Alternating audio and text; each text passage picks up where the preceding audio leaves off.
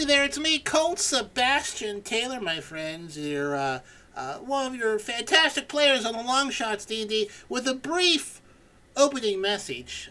This session had a few technical issues in terms of disconnection, so it's a little bit more choppy than usual. It's not you, it's not your podcast system, it's not your internet. It was our Twitch connection OBS stuff that occurred when we recorded this. So apologies. Hopefully get that sorted out next week. But anyways, thank you for listening or watching or wherever you are and being a subscriber / fan of the Longshots Dungeons and Dragons.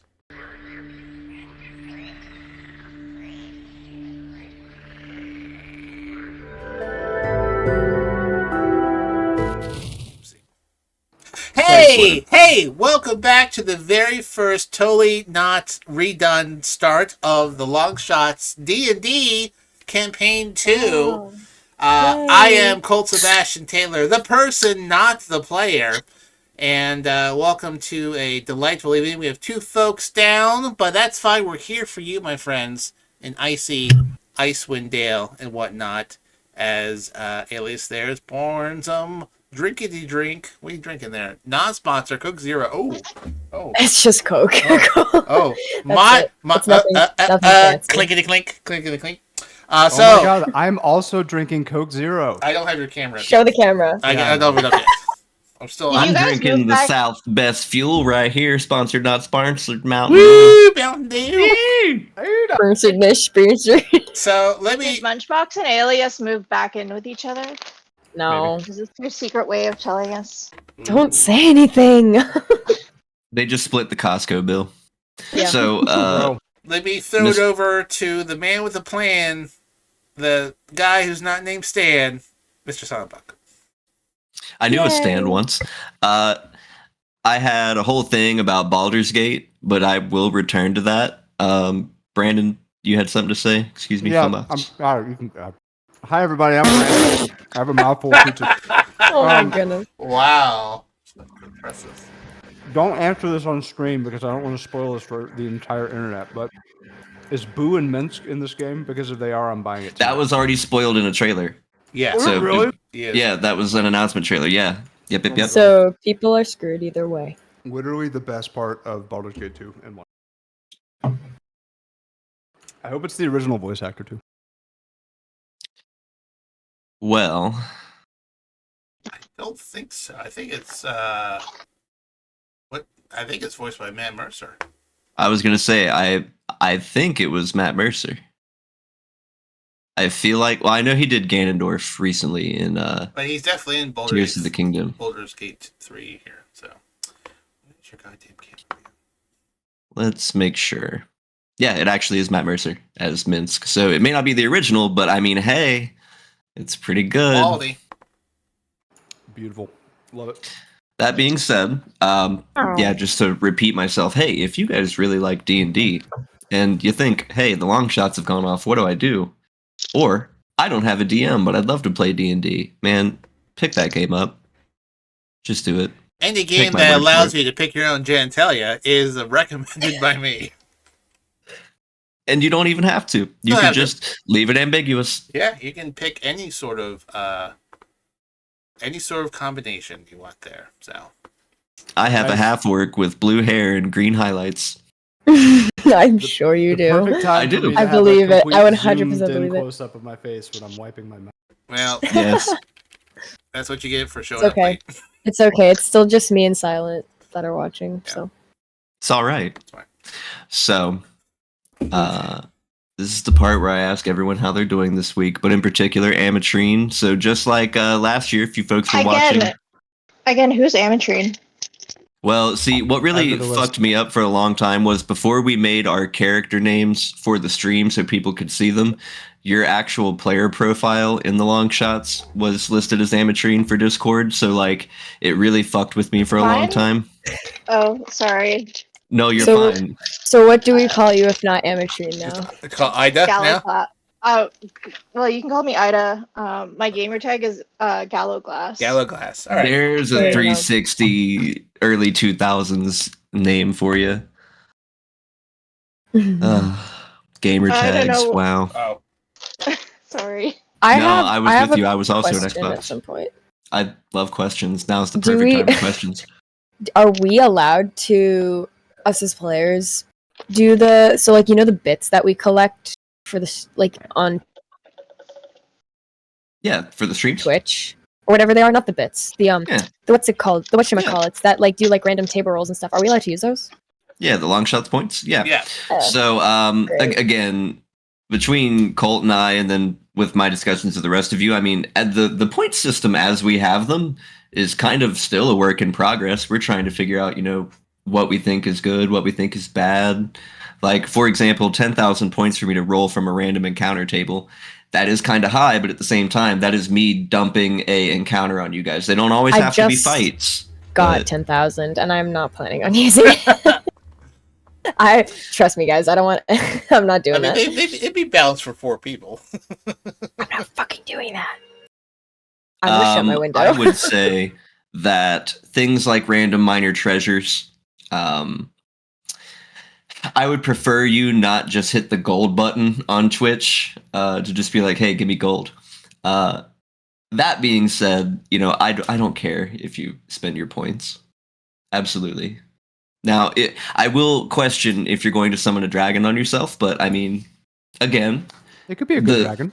the dragon is left ambiguous. Is it a It is. brown dragon? Is it a red dragon? That's for me to is roll a- and decide. Is a guy just named Dragon Yeah, is it a man named Dragon? with a coat Yeah. that says, "Yeah, my name's Dragon Man," because I'd be dragging them These balls. against their face. Yes. Dragon is a Teamwork. stocky Balls. yet burly dwarf with a Karate Kid headband on, Mhm. and he constantly insists on standing in place, just arms Beautiful. out, guns Can he out, catch- ready to go. Can he catch flies with chopsticks? He can try. Okay. He's been working on it. His All right, sensei okay. says he's really improved, and the last sparring partner with the 16-year-old kid that he beat up said he did really well. Beautiful. Adults in karate, ladies and gentlemen. All right. There. So we had a fun guest star last week. We did. The character does still exist in the world because, again, that is the guy that is a possible lead on helping you repair any ships you may come across or talking about some other buildcraft things. Peabody will not always be doing the voice. We were down Georgina, and I knew a fight was coming, so I was like, you know what? Let's throw you guys in. And he did a wonderful job. Absolutely. I was very Very appreciative. He has played in the groups since I started DMing, but never full time. He was the originator of the Drunken Master style monk before they had it in D&D. He kept asking me if he could play like a Drunken Master style thing. And so I had to homebrew my own version of a fighter class is what it was to me. But then they made it a monk, which made more sense. But when that came out, he thought about playing again, kind of dabbled in a few sessions. So it was fun for him to be in here. He said, thank you all very much. And sorry he was so awkward. No, not at all. No, And no. that's what not we at told him. We're all. like, dude, you're fine. Yeah. I don't will say, worry. if you guys have not seen Jackie Chan's The Drunken Master, Good movie. well worth Mhm. a watch. It's phenomenal. I watched it for the first time like 3 or 4 weeks ago. That was a movie that my grandfather and I watched a lot. He loved Jackie Chan. Heck yeah, dude. Okay, making my notes in the new notebook. When I make the dash to separate my notes, that's when we turn it over to Bretland Loyalfoot. Last week on season 2 of the Longshots, this newly grouped gang of gaggle of adventurers went off to get some trout, and to find out that the trout fishermen were being harassed by a giant goose controlled by a frost druid. Fisticuffs occurred, and they were able to capture, not kill, said druid, and turn them over to the authorities. And, some folks talked and we leveled up. So, I forgot to level up. you better do that. With the quest for the book still floating out there, peace on the lake has returned. we'll see what they do this week on this week's Longshots Dungeons and Dragons Campaign 2. Yay. So, Is that what the C stands for? Oh, is it? maybe. My mind is blown. Could be. Oh my god. Could also be cake. Alias, do you have I like would a love fan some. running next to your mic? Oh yeah. Well, it's not next to my mic, but it's keeping my computer from overheating. Is it like really loud? I don't think it's that distracting. I'm just curious whether you were at a truck stop. Are you using a desktop, like, external fan to blow air onto your computer? I feel like he is. You would be right at home in the American Yeah. South. Yeehaw! I promise. Yeah. That is a I'll yeehaw turn thing. it off. I'll turn it off. You're good. We at can some barely point. hear it. It's okay. I have my mic off half the time, anyways. Mm-hmm. All right. You've made your way back across the frozen lake, the Mare, back to the town of Bremen. You turned in a frost druid who had awakened a goose and had instructed it to, murder and maim out on the lake. Instead of killing him, of course, you turn him into Barrel Boar, your dwarf fisherman friend. It says he will spread word around town about how good you've been. And and I struggled to say that because I wonder how good you'll be soon. It's not gonna go well. I already know. So he says within the hour, he's going to come back and pay you the agreed upon price for your massive trout that you caught. I believe the number was about 7 or 8 that you ended up with. At least that was the ones we were doing the rolls for, because that's what I have in my notes, is 7-8. So that sounds about right then. We'll go with the high end of 8. All right. Having just finished your conversation with Barrel Boar, the still knocked out, tied up druid being lugged behind him, kind of like a heavy piece of luggage, as he's being not necessarily dragged through the snow by his butt, but the man's feet are definitely dragging. The rest of the day is yours. You have all of the 5-town center, as well as the Buried Treasures Inn, which is where you'll be sleeping later on. I would say that each of you, as characters, if you had planned to be in town at least overnight, you all would have already booked a room. You'd be familiar with the inn itself. You know that it has a little corner store with some basic supplies and things. What else you do around Bremen is up to you. What time is it? So, over the last 2 years inside of Icewind Dale, at midday, it's decently gray outside. You can still kind of see, but it's not quite bright sunlight. So even what little light you guys have, you can obviously tell it's starting to get dark now. Whether or not that is 7 o'clock in the evening or could be 9 o'clock, 10 o'clock, you're not quite sure, because once it's past midday, it just starts getting shitty. So we would say late into the afternoon. I think Brethren would say, well, that was quite the trip. I would enjoy cooking for all of you tonight, if you don't mind. In my previous career, I was often in charge of putting together meals for the team and whatnot.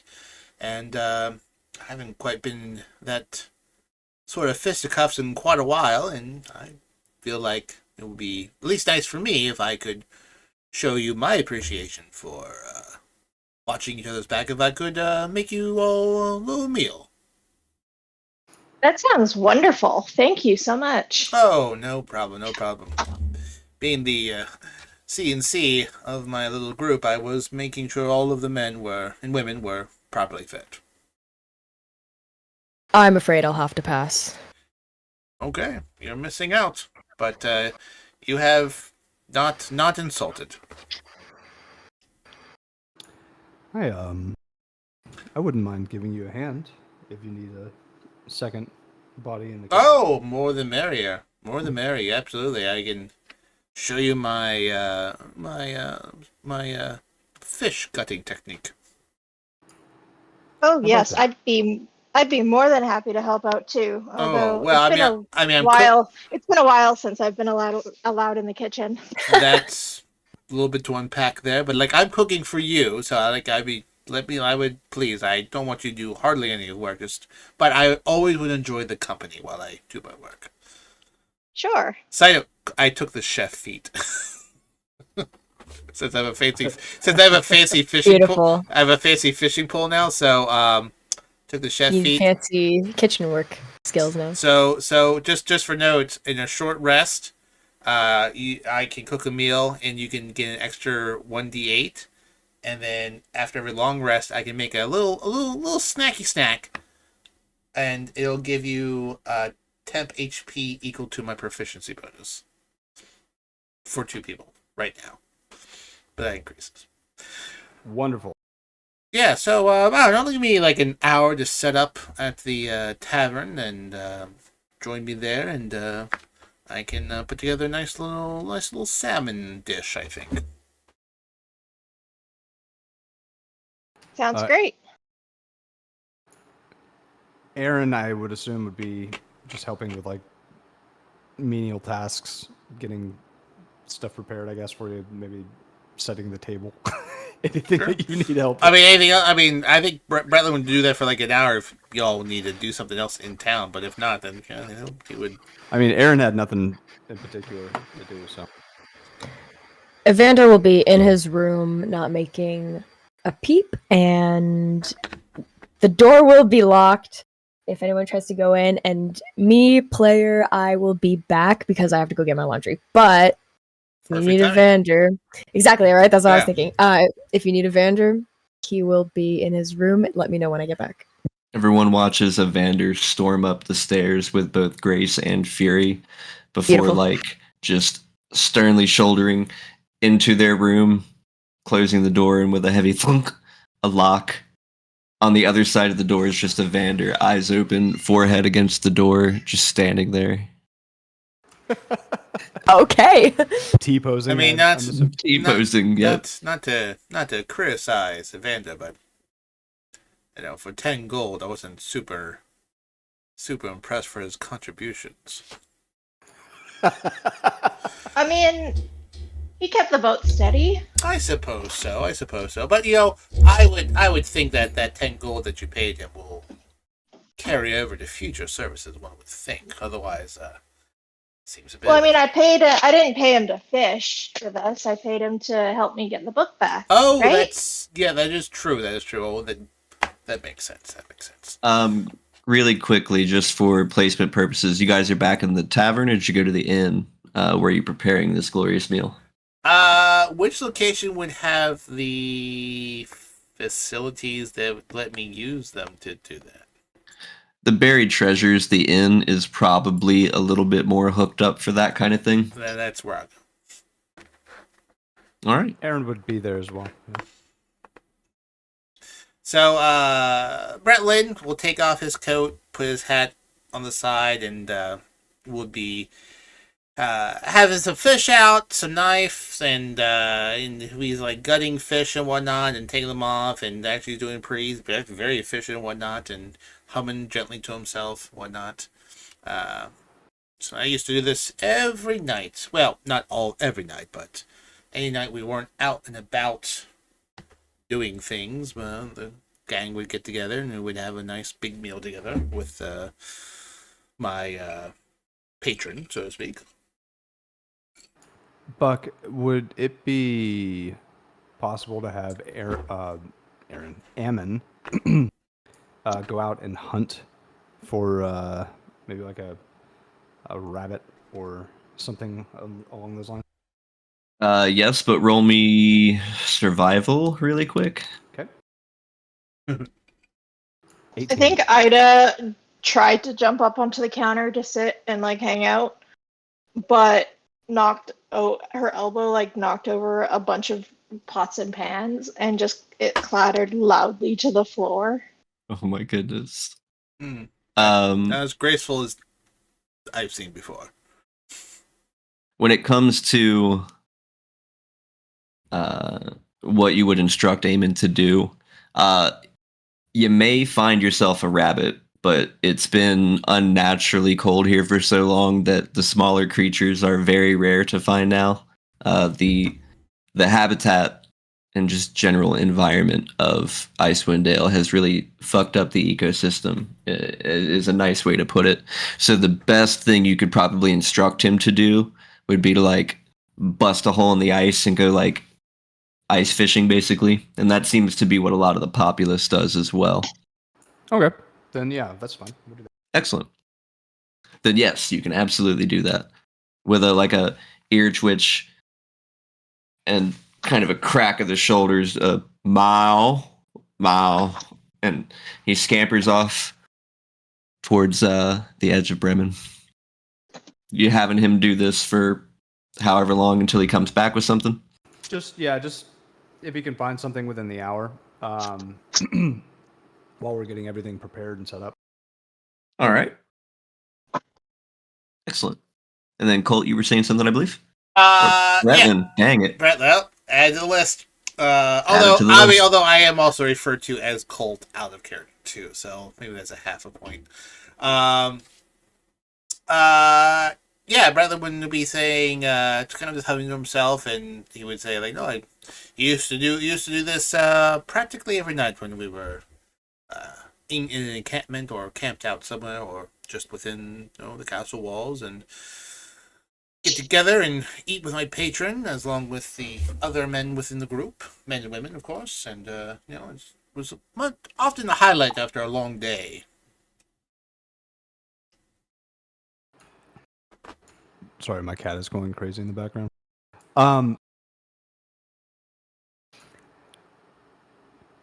Okay. What do you typically like to cook with? Oh well, I mean, all depends what's available. I'm not finicky. Sometimes beggars can't be choosers. Obviously, if you're staying in a more civilized surrounding, you have a lot more choices. But if you're out in nature, I can make do with whatever I can get my hands on. The rabbit, the deer, various berries. You'd be surprised what you can put together with a little effort and some spices. You're speaking my language. Ah, a man of my own heart. Ida, what do you like to eat? Oh, anything really. My master does most of the cooking there. Like I said, I haven't been allowed in the kitchen for a very long time. I'm sorry, who does most of the cooking? My master, his name is Matencia. I'm his apprentice. He was the one who was on the phone or on the stone. Oh, I see. Oh, I see. Yeah. As everyone's talking, Aaron's going to be very casually moving anything breakable away from where Ida's standing and or sitting.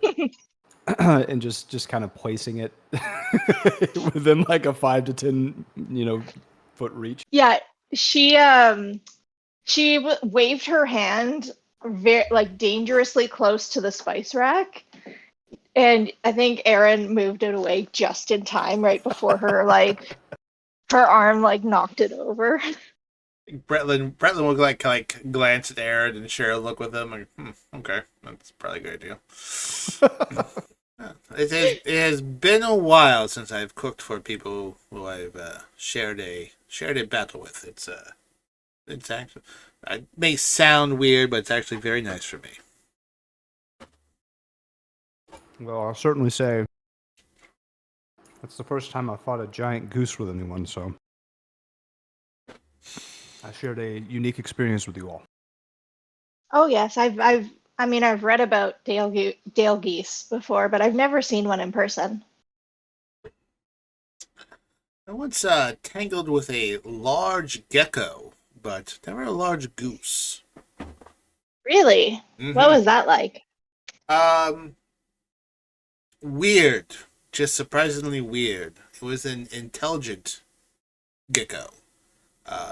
So like it was like shit talking the entire time, trying to sell us insurance and then kill us. It was disturbing. Disturbing. It was some wizard familiar who was trying to get in illegally tolling people throughout a forest using his giant gecko to harass traders. Mm-hmm. Not the best plan, but caused enough issues for me to be dispatched to take care of it. Sounds very dangerous. And what about you, Aaron? I mean, you sound like you're really outdoorsy as well. What have you? What do you do? I don't necessarily say I do anything. I do enjoy the outdoors.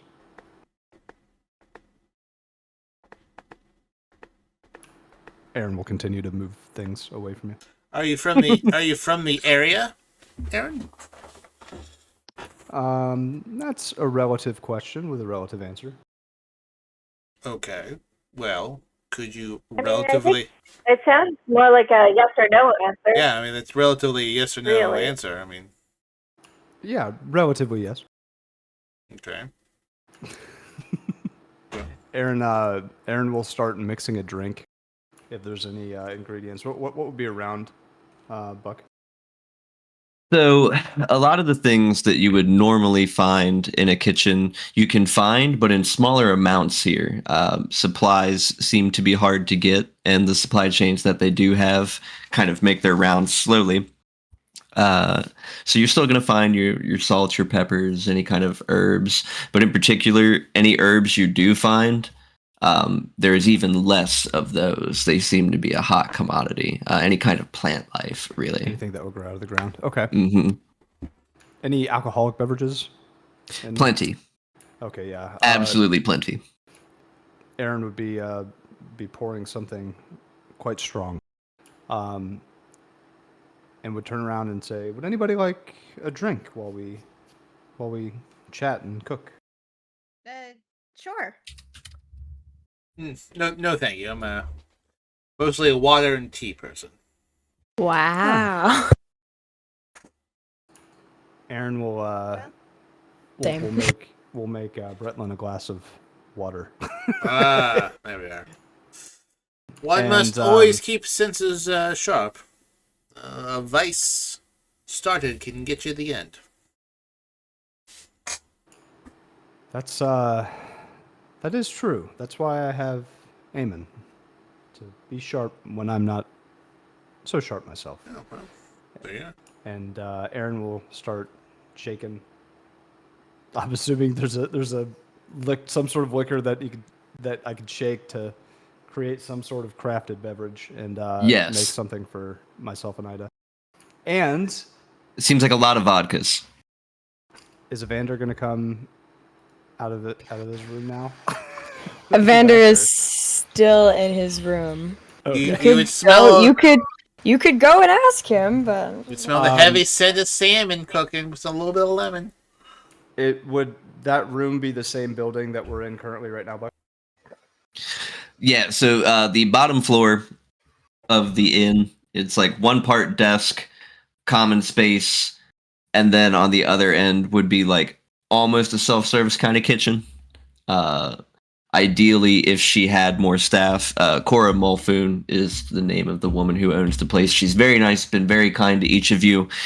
She's trying not to act like business is bad, but you can kind of tell that it is. So when she would introduce that particular kitchen over to you, she goes, "Oh, I hate that I don't have anyone to run that, but half the fun is creating it yourself," in that kind of way. Like, I can't afford employees, but it's fun for you to do it, right? wow. Bretlin would It's make like an open world game with no story. Make your own fun. Bretlin would also make her a plate of delicious food as thanks for letting him use the space. Oh, Would they have milk? So yes, Almond Why milk. is that complicated? there are still like pack animals and things, and like woolly cows and stuff. But interestingly, the milk of an axebeak. It's not a mammal. Interesting. Okay. Aaron would warm up a little bit of milk and then put it into a little cup and would walk upstairs and leave it outside of Evander's room, knock on the door, and walk downstairs. A cup of milk. Warm milk. Why? Because it's cold, and warm milk is great when it's cold, especially at I bedtime. mean, sure. Do the doors have peepholes? Yes, we'll say that they have like a little like slit you can pull by. That's got like kind of like a grate on the other side. Right. He would look. He would look and then open the door and like kind of like reach his hand out to take it. Are you watching him? Are you watching this happen? No, I would be walking down the stairs at this point. Then you know nothing, and we continue with our night. Aaron would then walk downstairs and kind of turn to Ida and Bretlin and say, "I hope you don't take offense. I don't trust very quickly or easily. Although you do seem like very nice people. I'm not a big sharer, if you understand." I mean, not really, but I mean, that's okay. I don't judge. Well, I assure you there's a good reason, but I hope you don't take offense to it, because my time with you all has been wonderful so far. I mean, why wouldn't you want to share information about yourself? I mean, Why indeed? And therein lies the problem. I can't tell you. well, that seems kind of backwards, doesn't it? Because it can mean information is here to be shared, right? And I mean, we're trying to get to know each other, so.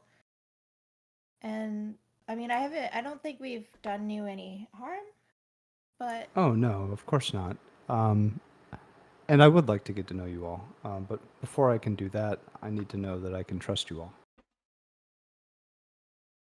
Well, I hope that I can prove that to you. Oh, you don't need to prove anything to me.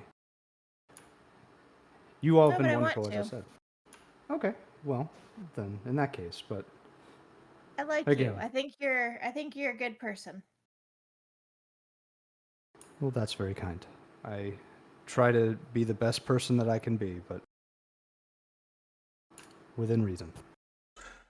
Well, I can say from my experience, I have often dealt with people who found it necessary to be secretive or hid things or as being, I don't know, shifty. And to each their own. I certainly don't mind.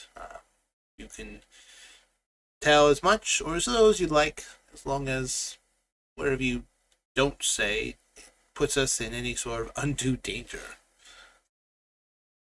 Oh, I assure you, I would never do anything of the sort. If that ever became the case, I would leave with Ammon before anyone here woke the next morning. But Well, I hope not. I mean, you don't have to be by yourself. Oh, it's been that way for quite a long time. I'm okay with it. I've got a friend in my cat. Meanwhile, out on the ice, and it is just like sitting by a hole, and every now and then, mouth, spearing for fish. I like to imagine that Ammon's like tail can like double as like a spear. You know, I like that. It's like lazily laying down and just spearing with his tail. So anyway, I assure you, nothing about me will ever put any of you in danger, or else I would remove myself from the group. That's all I need to hear. You can live your life as you see fit, sir. Emin will kind of... I don't really have a hat, but You I just have do- like you a do little, like that. little cloak, Yeah. a little cloak that I'll just kind of tip. So, Bretland's now plating. He's also made a plate for Katina and Mara. Assuming they're off somewhere. But he puts down the plates there, gives the plate to the front person. So this should be feel pretty confident about this. Can I roll to see how good Bretland has cooked? Yeah, performance, my man. Let's see it. Would it be a survival? Performance. Performance. Huh. Even with the chef feat? Well, see, chef lets you do the things. Do the things to get the dice. Chef doesn't say anything about how delicious it is. But I Plating is a would performance. I would argue though it would be more wisdom than charisma. Like, I don't know. Have you met Guy Fieri? And Gordon Ramsay. Yeah. Gordon's charisma Gordon is Ramsay. incredibly low. All right. I love But- Gordon No, Ramsay. no. Arguably, his intimidation scores through the Yeah. roof. All Yeah. right. Your rodeo. So Can we please performance. have a Gordon Ramsay NPC at some point? Yes, Oh, please. God. I would die happy. Well, I hope he does, because that's I about the have times when I foiled use his NPCs rarely. I would argue survival, but I'll perform it. Survival's catching the food, which you, I believe, can negate with chef. Well, 10.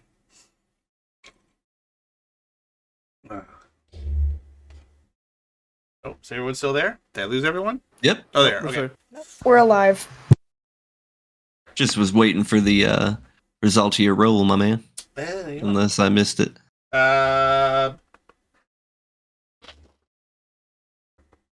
Rolled a 10. It should be there. Then the D&D Beyond thing. It never came through my beeps. 10. Yeah, I mean, it's definitely to your expectations. I would say that, if you were given a better setup, you could have added that regular, normal razzle-dazzle that you do, but it's pretty darn good compared to what anyone else around here is having. This is great. Why, thank you. Can I do something Always? after I take my first bite? Yeah, go for it. I'd like to use magical tinkering.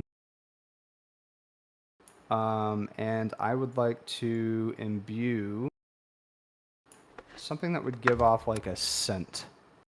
That would kind of waft the room. I don't know if that would be doable. I don't even know okay, this is going to sound stupid, and I might make myself sound stupid with this. Does MSG have a smell? Are you drugging us? No, MSG. It's stuff that you put on food that makes it like really tasty. Monosodium glutamate. It has no texture or smell. Okay, it's just really But tasty. if you want it to smell like Nice. something that you find incredibly tasty, I'm just looking for something that's like a just a generally accepted aromatic flavor. Yumminess. Answer. mm, But I I can't see. think of it. I know MSG is like it's the Probably like a golden, warm, like, salted salmon smell is always good. What did you cook, Colt? Let's start Salmon. with that. It was salmon. Then Yep. that's whatever I can do to enhance the golden crisp of a wonderfully cooked salmon. As folks are enjoying it, Brett Little Price standing there with his arms crossed, looking pretty satisfied for a few moments before digging in himself. Wonderful. Did you make any sides? No, but he made like a sort of buttery, creamy dipping sauce, lemony dipping sauce. And I'm assuming it's been about an hour since we started this, correct? Yes. Has Ammon found any fish? For that survival. Yep. Just roll quick survival for Ammon for me. He will have come back with something, but what kind of thing? I rolled an 18 earlier. Would you like me to reroll? Was that history, or was that another survival? No, that was... Nope, I had you roll survival double. Yeah, see, knowing the natural lands. Should have made that first one nature. That'll be fine. That's fine. So, let's go ahead and have it consult my fish chart. It's a D4, ladies and gentlemen. Amazing. D4. That is going to be 3 decently sized fish. Wonderful. When Ammon comes back in, I'd like him to just drop it off at the wherever they're keeping all the fish to kind of replenish the stock of what we took tonight. He's gonna hop up onto the check-in counter, like with both paws, fish, 1 in the mouth, 2 on the tail, and just kind of stare at Cora, and slowly just drop the fish onto the counter. That'll work. What a good boy. Aaron will then kind of and kind of do the little head thing to have Ammon come sit beside while we all eat. And Plonk. We'll look over to Bretlin and say, "This is some of the best salmon I think I've ever had." Well, thank you. That fish was a common staple, but if we get our hands on some meat, I could more than happy to cook again. You know, salmon is highly nutritious. It's very, very good for you. Oh, it's also easily transportable. Have it salted, put some barrels. You have a group of people or outfit moving from region to region. You can travel pretty lightly and still have everyone pretty well fed. Now, Bretlin, you've mentioned outfit a couple of times. What did you serve in an army? If you don't mind me asking. Oh, no. I often say introduce myself as a retired captain, but yes, I was in. I don't know if I would qualify strictly as military, but I had a patron, and he had his crew, so to speak, and we would take care of various issues within the empire, be it solving domestic disputes between towns or taking care of bandits. And there was about 10 of us in the core group, and at any one time we would have another 30 or 40 foot soldiers with us. Fascinating. I would imagine at this point, Aaron would be like halfway through with the fish and is going to look at Bretlin and say, "I assure you, I would eat this whole thing if I could, but I want to make sure Evander has some food as well." So with that, he will kind of just take the plate from Aaron, I guess, that being Ammon, and bring it upstairs. I have an extra portion over there, so I mean, feel free to even better. Pop that on there. So, well, in that case, Aaron are you will delivering it, to eat. or is the cat gonna deliver it? I was hoping he would deliver it, Ammon, up the stairs if that's all right. Yeah, he can do that. Yeah. Easy enough. Grab the plate, slinks upstairs. Evander from outside the door, you can hear like clonk, clonk, clonk, clonk, clink of a plate dropping outside before the clonking returns heading back down the steps. Once again, he opens his door and takes the plate before shutting it again, and he is just so confused as to why these people are being so nice to him. Can you make me a perception check as you do open the door? Yes. Also, this is like when I say open the door, he doesn't like open the door. And he like kind of like is like literally crouching down and like slinking his hand out and like peeking a bit. Just I call it crackhead stealth. Yeah, he's doing that. Wow. What am I rolling? Perception? Yeah. Okay. Oh, wow. I don't have a good perception. New season, new stats. 14. Yeah. So, in your crackhead stealth mode, you go to reach for the plate, and one thing you notice as you're scooping up the plate, that food smells really great, but like down the hall, one of the rooms, there's just like a thick smell of pipe tobacco, and I truly mean that. Like no innuendos, like actual, just like straight tobacco smoke. Imagine just pure cigarettes wafting down the hallway. He's gonna shut his door. He's not gonna do anything about that. Oh boy. But that is concerning. Is that the guy from last week? Hey, man. I believe it. Dave, I believe it was. Oh god. Is that what we named him? That's what I named him. Well, yeah, you. Okay. I'm not sure if we're at this point, but once we get to the point where everyone's done their meals, Bretland would definitely do all the dishes and make sure the kitchen's returned to exactly the way he found it, if not a smidge cleaner. Aw. It's funny you mentioned that, because right around the time you finish eating and you go to reach for the plates, like Cora Malfoon, like a bat out of hell, comes from behind like the bar. There's a swinging door there basically, and you guess that she's been sitting there like watching the dinner service go on, and it's kind of like come out and be like, "Oh, at least let me help a little. I can dry, you wash it." That is that. Absolutely, things always go faster when there's more than one pair of hands. They say too many cooks in the kitchen, but not enough washers when the cooking's done. That's for sure.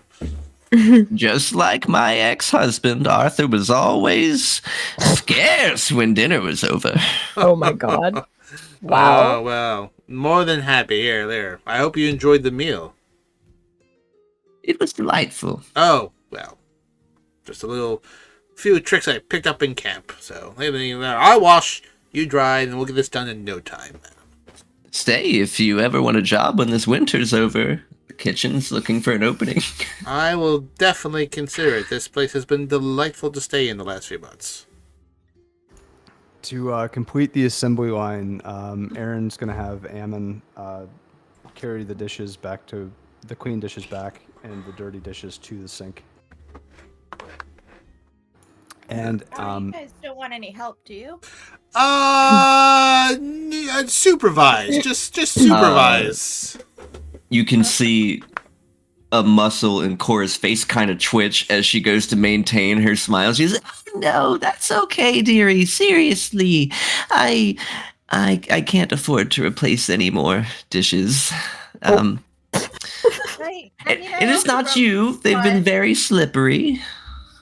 Yeah, I mean, I that drink that Aaron made was really good, and I mean, the cups just slipped out of my hand, and yes, I actually got all of Arthur's liquor collection in the divorce. It's a pride of mine. Ida, I could actually use your help upstairs with something, if you wouldn't mind. Oh, sure. Cora looks over towards Breland and goes, "Like, I haven't heard that one before." Well, I would be surprised if that's the nature of that, but, battle She takes a sip of just hot water. We always are. The battle does sometimes arouse various feelings. I have seen it before after many of fisticuffs. It does happen. And so, they seem nice, so why not? What is Cora's, is just a human elf? What? Human. Okay, I think Bretland would, sort of just hum a song to her as they're doing dishes and whatnot, having just a good time. He's a wholesome rabbit. Ida and Aaron, I always forget he's a rabbit. Yeah. You guys were needing a hand with something? Well, I was just gonna pull Ida away from the situation in the most political manner possible. But Aaron also is gonna want to talk to Ida for a minute if we want to cut to that now, or Where I'm heading. They're finishing up the dishes. yeah. So Ida, tell me a little bit about yourself. I'm curious what brought you onto this mission that you're trying to hire everybody out for. Oh, well, I don't know all of the details. I mean, you heard the message that Matencia sent me in the stone. I basically need to find a book. It's a pretty dangerous book, I assume. I mean, I don't think he would send me just on a random mission. No, I think he really needs this. But yeah, no, like sometimes there's just really dangerous items in the world that need to be put into a safe place away from people who would abuse it. And that's kind of what I'm doing right now. As a brief aside into the mind of Aaron, as soon as you said, I'm sure he wouldn't have sent you on a random mission, Aaron was immediately thinking about how I just got you away from that situation and was wondering what you may have broken back at your master's place that he was trying to get you away from or something. Anyway, Aaron would say, "Oh, that's interesting. I can understand being not fully sure of why we're doing things, but as I said before, you all seem like a relatively friendly lot, and I've got nowhere else to be right now, and could use a little bit of fun, a little bit of a distraction. So, I can certainly give that to you. Hello there, it's me, Colt Sebastian Taylor, your handsome swashbuckler rogue here on the Longshots D&D. This part of the session, we are currently on break. You're probably yourself, Colt, what happens during the break? What's going on? Why did you go? Well, you know what, sometimes we eat snacks. Bathroom breaks, and we can only sit for so long to stretch our muscles, but we do talk between the segments. So, if you didn't want to miss that, then my friends, go down below and join the Discord channel. The link is in below, whether you're watching this on YouTube or listening to us via the podcast. Join the Discord channel, and you can chat with us throughout the week and listen to the behind-the-scenes conversations and other fantastic stuff. And, well, hey, listen, sometimes these breaks are 5 minutes long, sometimes they're 10, but this break is over right now. And then, oh no, and then, the that is so sexual tension was so great, it crashed my connection. That shit was hilarious. I can help you in what way? Aaron legitimately did not know how to respond to that. That's really funny. All right, we're back up. What did I say? I don't even know what I said. Just don't worry about it. It was funny. I think it's even better that you didn't intend to say it that way. Yeah, I think so too. Whoa. She knows what she's doing. You know what you're doing. After dark, guys. Okay. Well, you know what? Dark. Then we will bring it back in now that the stream's back up. I'll refresh your memory. So, Aaron, you were talking about, or rather to Ida, and she goes, yeah, I actually saw you in a dream. In fact, I was really happy to see you. The details are a little fuzzy, but don't worry about it.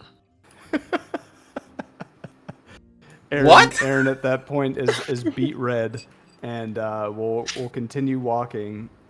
With my passive perception of, really survey funny. Says 13. Do I smell anything funny? Yes. The gnarly wafting tobacco smoke that Evander had heard before. Wow. I was going to say, I heard it. It's a very loud smell. Haven't you ever had the speed of smell? Yes. You know what? In the movie Ghostbusters, You know when it's too bright and you can't hear well, or it's too loud so you can't see? Very true experiences. In if the I'm movie, being in the honest. movie Ghostbusters, Dan Aykroyd stops over and goes like, "Listen, smell that?" Great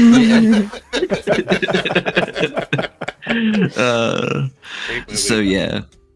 So now Aaron is basically looking for any excuse to change the subject, and we'll say, "Do you smell that, Ida?" Do I smell something? Sexual tension.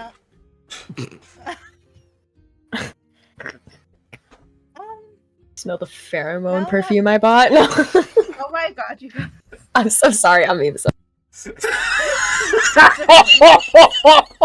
We're in rare form tonight. All right, I can agree. Let's pull it in just a bit, but that was funny. Let's just have an inspiration for everybody for playing along, and Yay! and we'll find our center again. Is it like a is it the smell of the drink that you made me? Maybe? Or is it dust? It smells I hear like snow molds. it smells like. Is tobacco an actual plant in this? Yes. In favor? Yep. Okay. Well, given the climate of plants not really growing out here, Aaron's going to be pretty intrigued knowing what I'm assuming I'm smelling is tobacco. And we'll say, it smells like someone's smoking tobacco, which is kind of shocking because it's in rare supply out here. And I wasn't aware that there was anybody else staying here. I'm kind of curious. And Aaron's going to start walking towards the direction of the smell. I think Ida will kind of like skip forward and like follow right behind him. Aaron's going to instigate. Not in a sexual way, but... The fact that it had to be stated, though. Yeah, who's doing it now, huh? So then, as you get like closer to the room it's coming from, down the hall are a series of 4 doors on each side. So 4 rooms, making up a total of 8 for the entire floor. The furthest back one, by a now almost completely iced up window where a kind of lazily burning oil lamp is slowly building a small portion of condensation on the bottom of that window. A poor attempt to try to keep defrosting them. You can kind of hear light humming in a dwarvish tone. But the pipe smoke is just absolutely rancid in there. It must just be going real good. God, we're getting like an authentic Motel 6 experience here. Yes. So, should we knock? Maybe. Aaron's going to kind of put a hand up with like a finger of like 1 second and kind of quietly walk towards the door where the smoke smell's coming out from, and I'm assuming the same door with the humming, to try to hear a little bit. That's very true. I forgot that was a thing. I don't know what that is. So, what is the World Anvil? I will show you. So this It's is something that I bought whole a website we subscription for. Basically, it allows us all to have interactive stuff, not only as players and DM, but viewers as well, to keep up with plots and maps and this, that, and the other. You can click on map points, which will show you then another map for the town and maybe the NPCs who live in that town, things like that. Wonderful. So, I cut out there for a moment about speaking Dwarvish. That's right when we stop. Mm-hmm. Yeah. Not sure why OBS keeps disconnecting tonight, so... work on that this week. Anyways, continue. All right. So then, yes, it seems like a tune, almost nursery rhymish in Dwarven, softly. Do I recognize the melody? Is it a common melody, or is it more? There is a chant. Let's do history then. Yep. I was hoping you might say that. I was hoping I might roll better. Too? Can I roll history too? Sure, if you're also ear up to the door. Sure. The tension is brutal. I see. Not well. How well is not well? 9. Hmm. Which is dumb because I have like a +7 to history. Oh my gosh. So then the cadence of it, the way that her dwarven syllables are going. I swear I didn't drink tonight. Enough. It seems like one of those not quite depressing nursery rhymes, but one of those like darker kind of one, like a ring around the rosy sort of way. It's about all I can give you. Aaron is going to knock on the door. Oh, I was gonna. Or are you gonna knock on the door? No, I was gonna do something else, but. Okay, you do that first because I'm in no rush to tap on the door. She'll like tap on his shoulder and just say like, and just gesture to Bijou. Oh. And she'll do like these hand signals, which I will do myself on camera because I think it'll be really funny. So she'll go. Really join our Discord channel for this.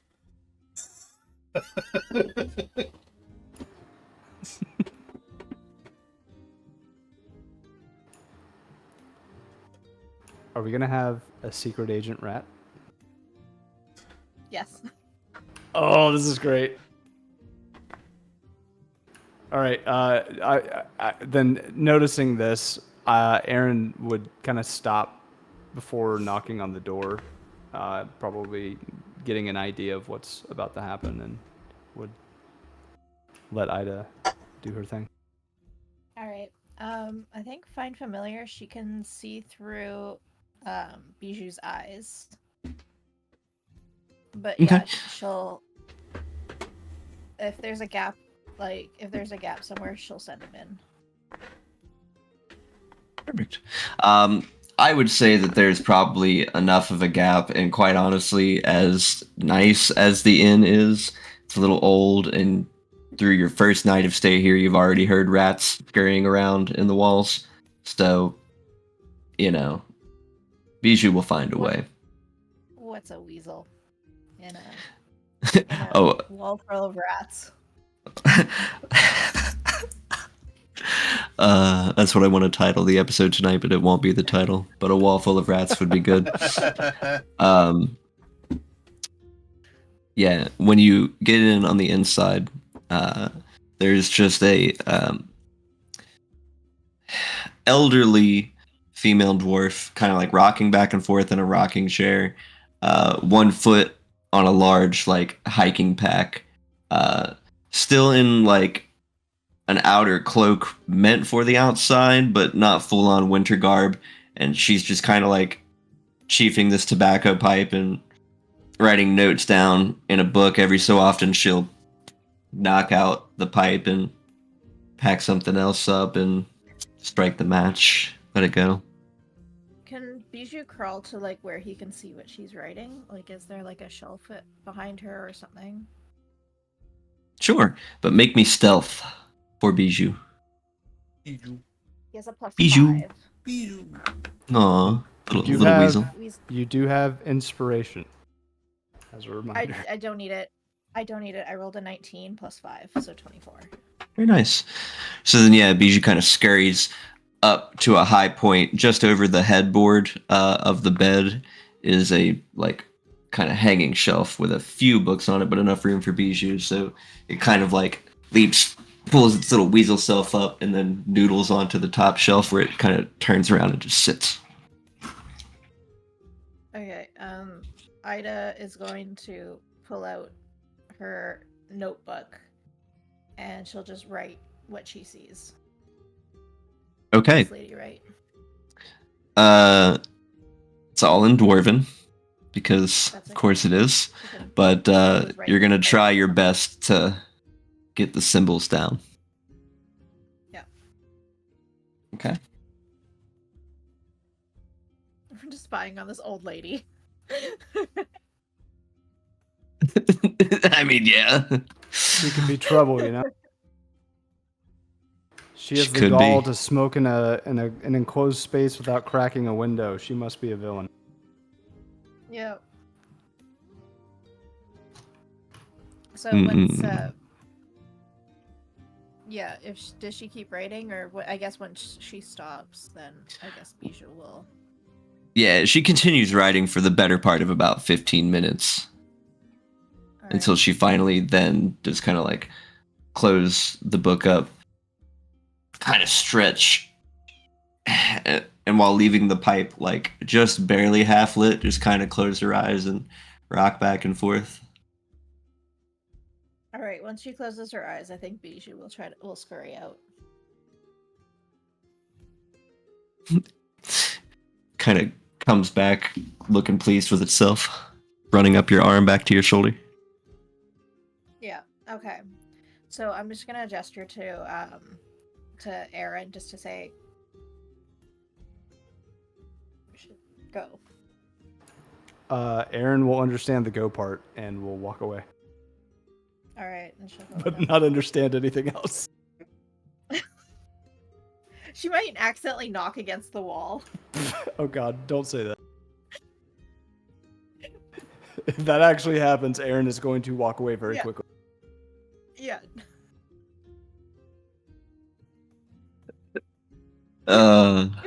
Yeah, heading your way back down the steps. Bretlin, you and Cora have been having the most delightful conversations on the absolute best things to pair with fish, and whether you like your fish fried or grilled. Oh, yes, absolutely. I couldn't agree more. It's quite the nice thing when you bake it with a layer of lemons underneath as well as on top. Really enhances the flavor. Yes, I've done that before. Not now out on the road. You can't quite get like a level surface by a campfire, but a nice facility like this, absolutely. You know, I've heard of a few folks just burning entire rocks with magic. Spellcasters. Well, I mean, you can do that.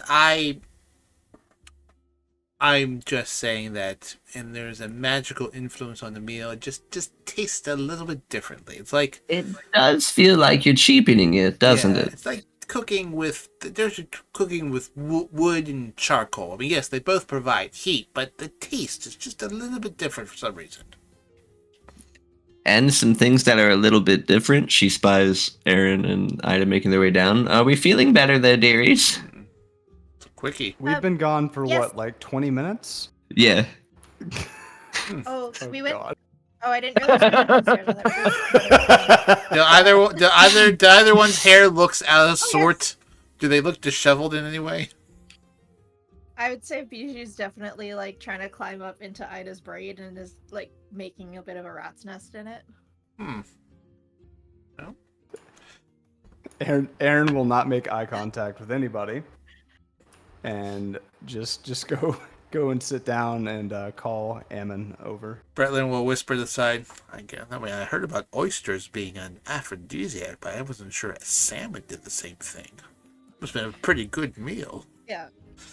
Ida You're will just quite sit the down chef. next to- Thank you. Ida will just sit down next to Aaron and like point to her notes and just say, "Okay, so," and then she'll look over at the innkeeper. What's her name? Cora, and just say, she'll just gesture like, You're going to explain this because we can't see this on the stream or in the podcast. "Okay, okay." She'll just like make gestures. Like, should we go? Should we stay? Like, what do you think? We just spied on someone. Aaron will speak up and say, Cora, there's someone upstairs creating a bit of a stench of tobacco in your establishment. And by a bit, I mean it's kind of difficult to breathe on the second floor of the entire building. Oh, you must be talking about Lady Trollbane. I'm with you. I think the smoking is a little much. It will end your life earlier, but Absolutely. The dwarves and the elves, they live so long. What's a few decades off for them? She is, however, a respectable client of mine. I could probably go talk to her and get her to tone it down if it bothers you. I wouldn't say it bothers me. I just want to make sure you were aware. You work very hard, and I wouldn't want you having to do extra cleanup and all of that just for one person. If you weren't aware who was doing it, at least it sounds like you do. And then Aaron would kind of gesture to Ida and whisper, "Can you read that?" Give me like 10 minutes. 10 minutes plus 1 minute. Right, 10 minutes. Perfect amount of time to go. Maybe go for a walk, and Aaron will go for a walk. Ida will shrug and just start her ritual. Okay.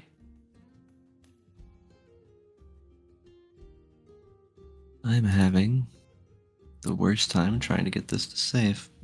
So then while you're ritualing and you're walking around, before I cut to any particular scene, is anybody else getting up to anything? I'm chilling. Vander, big chillin'. Got it. Okay. I really do want to know, and you don't have to share, but did you drink your warm milk? He did. And he also ate the Yes. salmon. Yes. Pretty good. He enjoyed it. Warm milk and It's one of the salmon. best meals he's had in a while. Definitely an interesting flavor combination, but We're thinking the same thing. I was like, oh, interesting. when you're in the harsh winters of Icewind Dale, I guess you got to make do with what you get, Warm milk and Exactly. warm milk and salmon. There's another possible episode title. Okay. Then on your walk, I need you to roll just a general charisma check. Not a save. Yep, just a regular old check. I am not very charismatic tonight. That is a 4 from Aaron. Okay. I ask this because as you're stepping around, there's a couple of the locals who are gathered around the Five Tavern Center, and as they're kind of stumbling their way, you hear mention of, did you hear? Another one got shanked over in Bryn Shander. That's terrible business. And if you want to ask them more, this is where your charisma check comes in, because you're going to come in like blunt as hell about it if you want to ask them anything. With my 4, I imagine, who? Yeah, exactly. Who got shanked? Hey, who got shanked? Hey, Where is he?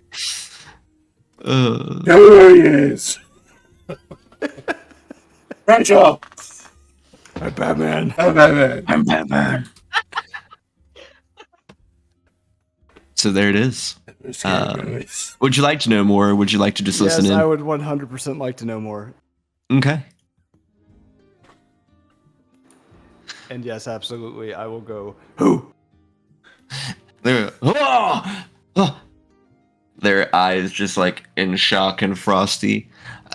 I imagine Aaron is also shocked as well that I said it that And way. Frosty. So everyone's- Shocked and frosty. Uh, yes, and they kind of bring themselves together. And I we don't know the bloke's name. All right, we hear the stories coming from the caravans. Someone's out there killing. Been 3 towns so far. No one's sure who's going to be next. Apologies, I had something caught in my throat. So how many occurrences have there been, and how long has this been going on?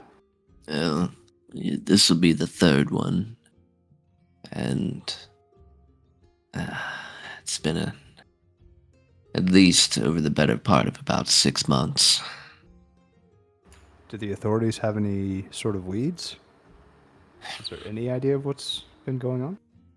Well, rumors are abound that all the folks who were killed were supposed to be sacrificed, but they talked their way out of it. I mean, who else would want someone dead in a time like this? I'm going to do a history check because I have a question out of character that would pertain into character. Perfect. Which is, I understand certain... Oh, God damn it, a 5. Well, anyway, is the question even worth asking at this point? Probably not, but... Hey, go ahead. Aaron would want to know... Hey, it's me, Colt Sebastian Taylor again. You remember me from the last break. Yes, this session is again on break. Could be 5 minutes, could be 20 minutes. Depends on how much liquids everyone has had before the actual session. But you're probably yourself, hey, Colt, what happens throughout the week with the Longshots? Well, my friends, go below, join the Discord channel, and you won't miss a thing. It's basically lots of memes and people kind of poking fun at each other, but it's a very fun little Discord channel. You can keep up with us and listen to us between the breaks as well on the live voice chat. Maybe remind us of certain abilities we may have, stuff like that. So go below, join the Discord channel, and then, of course, if you're watching this on YouTube, then subscribe to the podcast. And if you're listening to us on the podcast, subscribe to the YouTube channel. All right, shall we get back? I hope things are going well. I'm sure they are.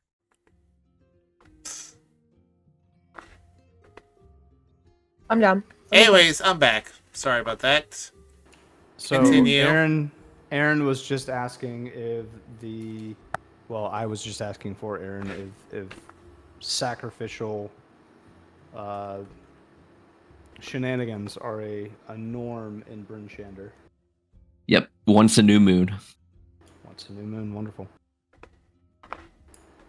Well, Aaron can respond. As barbaric as that sounds, I can kind of understand the desire to want to get away. Thank you. Sorry again for imposing myself on this conversation. Is there maybe someone, if we were to find... I'll kind of like catch myself. If I were to find myself in Bryn Shander, would there be someone to maybe contact that could... I could maybe help out with this? Well,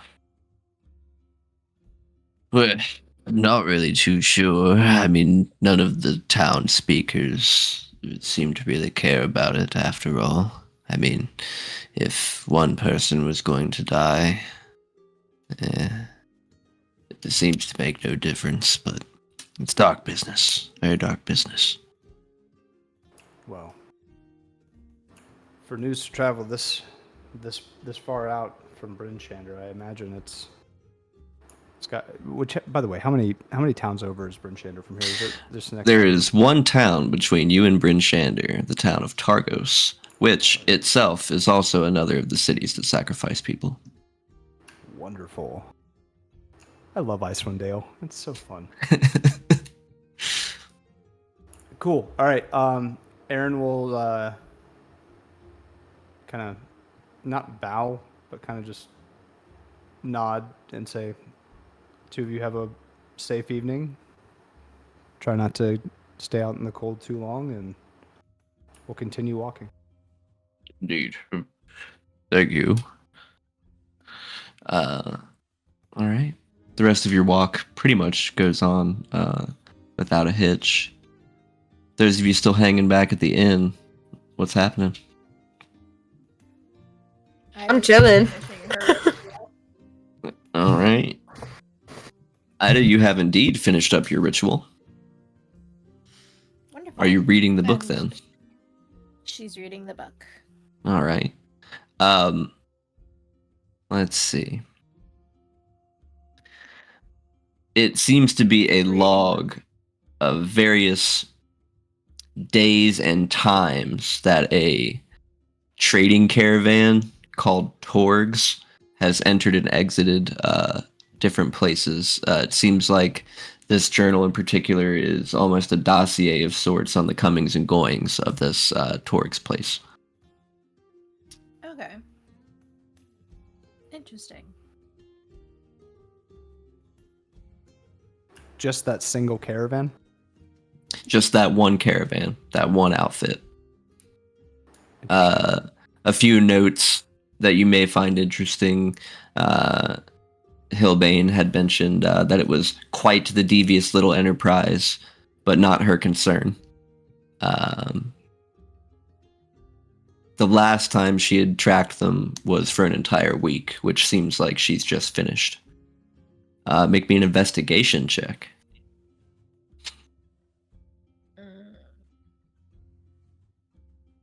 That didn't... Oh, come on. Sorry, it keeps rolling off the computer in a weird way. Not great. What is that? 12? Yeah, 12. Okay. There's an easy pattern to see here. The caravan always starts out from East Haven, makes its way along the eastway to Brinshander, then to Targos, and then to Bremen, and then Tourmaline. It looks like, based on the sequence of events, this caravan should arrive in Bremen tomorrow. So long as they don't get delayed and the sequence of travel remains the same. Interesting. Well, I guess we're going to Bremen. Oh, we're already in there. Bremen. So. All right. Well, she'll wait till Aaron comes back, and she'll kind of like tell him quietly what was in the book. Okay. Well, I had nothing else that I wanted to do on the walk. That was just a placeholder. If you'd like me back, or if anybody else had anything they wanted to do. Yeah, no, like Ida will just wait till Aaron comes back, and she'll tell him. I think that's the deal. Okay.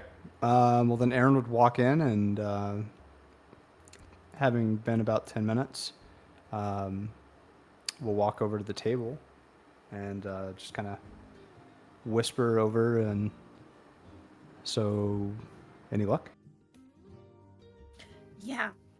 So it's basically a log of like this caravan, this one caravan, that travels from the different cities. Yeah, seems a little bit suspicious. I don't know why this lady is keeping track of that. Maybe she's just keeping herself occupied. But yeah. I imagine trade between 10 towns is fairly important given the climate here. She might be. But it's only this one caravan. She mentioned another name. She mentioned another one, and said that they were suspicious too, but not important. Basically. Same caravan was suspicious, but it wasn't important that they were suspicious. Sounds like she may be. It was the same caravan. It was okay. Mm-hmm. Sounds like she may be looking for something in particular. With that, Aaron will kind of look over to Cora. Cora, your dwarven friend upstairs. How long have they been staying here? Oh, you mean Trollbane? Well, once a 10-day a week or so. She comes running through and always stays a night. You know, back when she first got here and things were good, I'd say, ooh, going back 15 years, 20 years now. When she moved up from Luskin and I believe Neverwinter, she kind of retired. You see, she's an old, what do you call it? A ranger, a hunter, a bounty hunter. That's the one. Oh. Interesting. A bounty hunter from Neverwinter? Well, used to be. I'm not here. This is me, player, asking this. I just hear you scream it from upstairs. You hear Evander go, "A bounty hunter from Neverwinter?" No, he does not. My bad. That's hilarious. Huh, okay. I'll do it for you. A bounty hunter from Neverwinter? You. Well, she moved around a lot, but mainly yes. Though that sort of work doesn't give you a good reputation with the bad side of town, if you get my drift. What she's here for. You. I'm kidding. And you feel safe harboring someone like that here?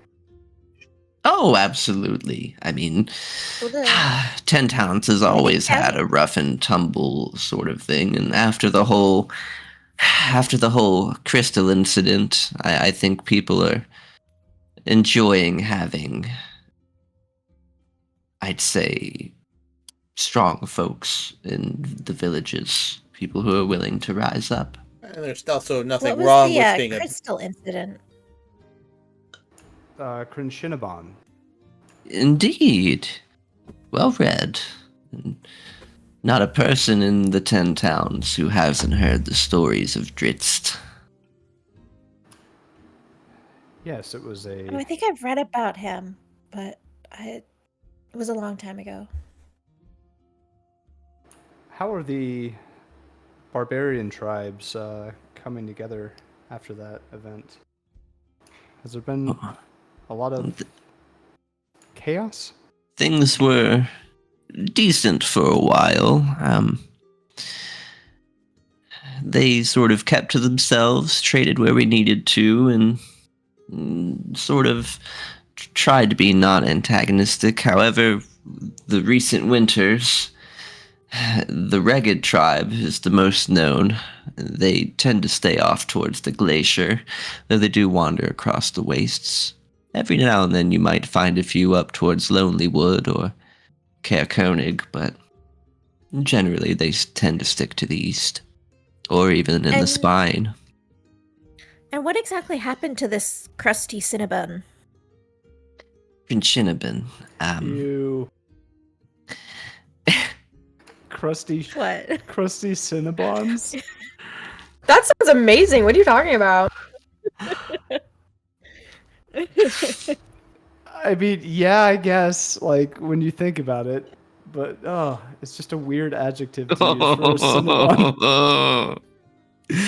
No. It's like a moist Cinnabon. Just That like, needs to be scrubbed from everyone's memory, okay? Normally I just go silent and laughing at the joke, but that actually mentally damaged me. Oh no. Okay, so Crinshinaban. Sort of you don't the have way to I explain. hear was a wacky wizard, or maybe it was a crystal. Story's a little fuzzy, but either way, a wizard was kind of taking over the area, built himself a large crystal tower out in the wastes. You know, some of it can still be seen today. Incredible material, easy to, the wizards say it's easy to enchant. And if that's like spicing your salmon, then I assume your chef friend would be quite adept with this material. I wonder if it would make good pants. I'm sorry, dearies, I'm droning. The important thing is, with the wizard defeated, a group of barbarian clans, as your friend pointed out, kind of all came together under one banner. An outlaw type named Dritz, a drow. Nice fellow for a dark elf. You don't quite see those sort of things. Really helped us all. That's amazing. What of the dwarves? Are they still around? Well, now that you mention it, there was a group that was supposed to be... Gosh, what was that? She goes behind the counter and checks a logbook. I seem to believe... Right. Her eyes kind of widen a bit. Sorry, I had a quest for this, and unfortunately, I have clicked the wrong thing. I may have just scrubbed my notes, which alarms me. Control Shift T. If it was a tab. Okay. You want to go to break while you... Got it. Over in Termalaine, there's been a group of dwarven miners that have come into a recent conflict, shall we say, with some kobolds. Nothing too crazy, but rumor is their mine dug directly to the Underdark.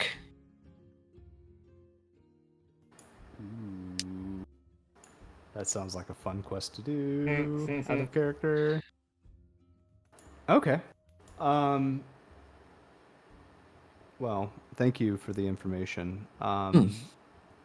Aaron will kind of let everyone know what was heard on the streets. Apparently in... I don't remember the city that you named, but... Termalaine, from where you guys are now. Oh no, I'm sorry, and I'm referring to what Aaron heard on the walk, where the murders were happening. Bryn Shander. It was Bryn Shander. Okay, got it. I got Bremen and Bryn Shander mixed up. So apparently in Bryn Shander, there's been some murders happening as well. So I don't know how tied you are all to Bremen, but we might have some work to do in some other towns if you are up to traveling. Has someone offered you coin for this? Just rumors on the street. So no. No, but what good is coin when there's nothing to spend it on here anyway? That's a fair point. I mean, Prettler will look at Ida. I mean, you actually did spend some coin yourself for this book-related thing.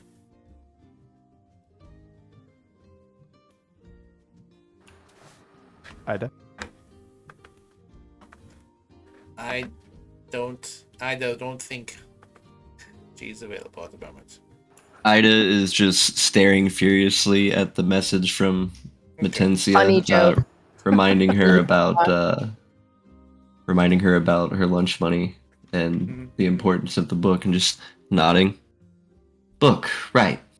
Well, I certainly don't have any specific engagements. I'm more than happy to accompany you. I just want to make sure that Ida here is taken care of. She did ask us to do something, and she did actually pay Evander for that assistance. I don't want to leave them high and dry.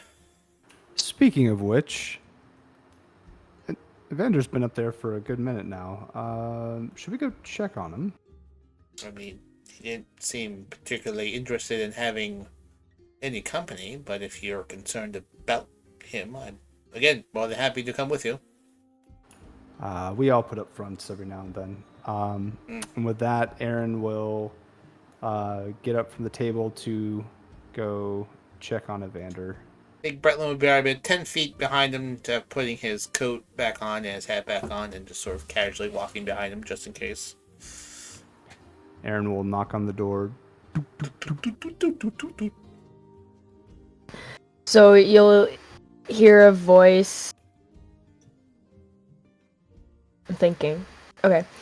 Is it Go. Evander's voice? I'm getting to it. Yeah.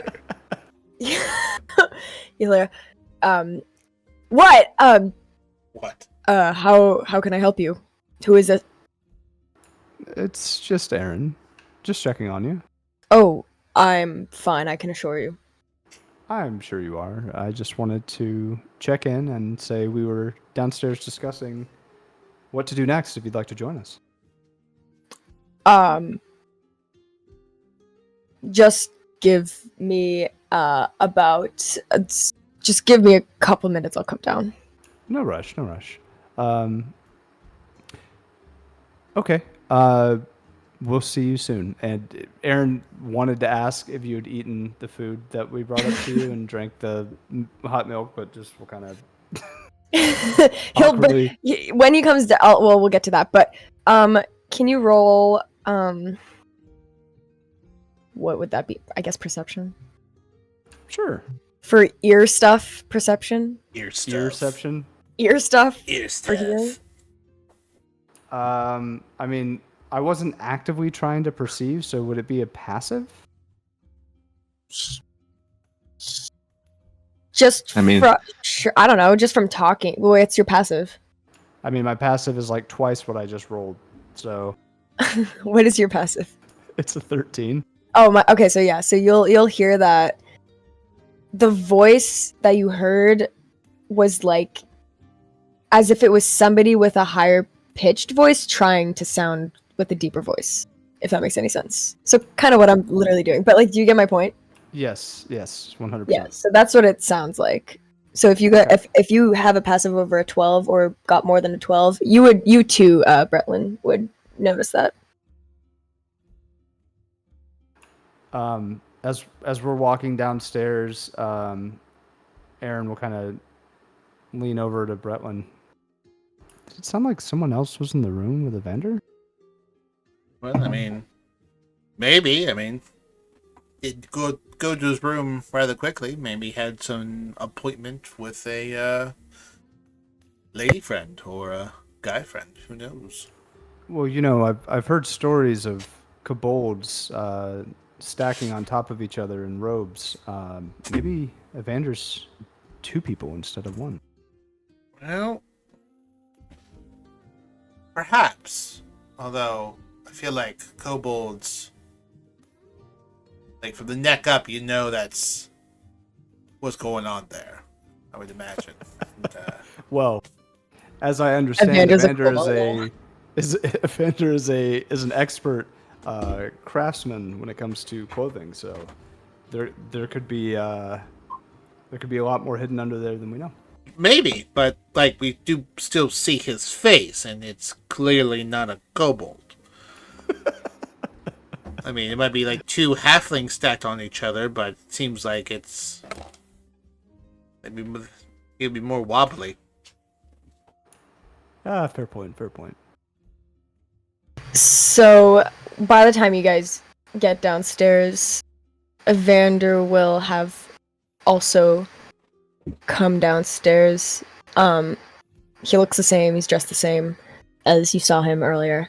And he has his empty glass and empty plate of salmon with him. Oh, And he walks over to the sink to do the dishes. He's not a monster.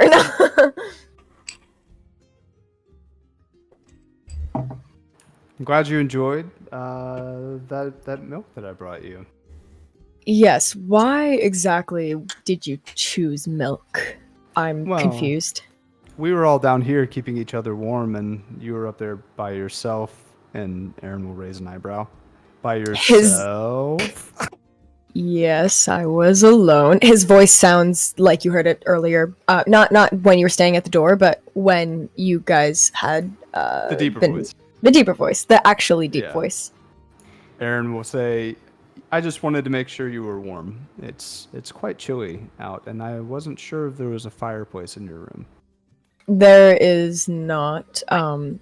But yes, thank you for the milk paired with the salmon. I do have to say the salmon was in fact one of the best dishes I've had in a while. So thank my you. thanks to you. When I was very young, my father used to heat up milk from the farm. We had some dairy cows that he would get fresh squeezed and heat it up on a pot and bring it to me before bed. And I love my father. He was a good man, and I always felt very comfortable. So I figured, hey, maybe this would bring you some comfort as well. Well, I do appreciate that. That is a lovely story. He says that and he's like being very genuine about that. Oh, well, happy to.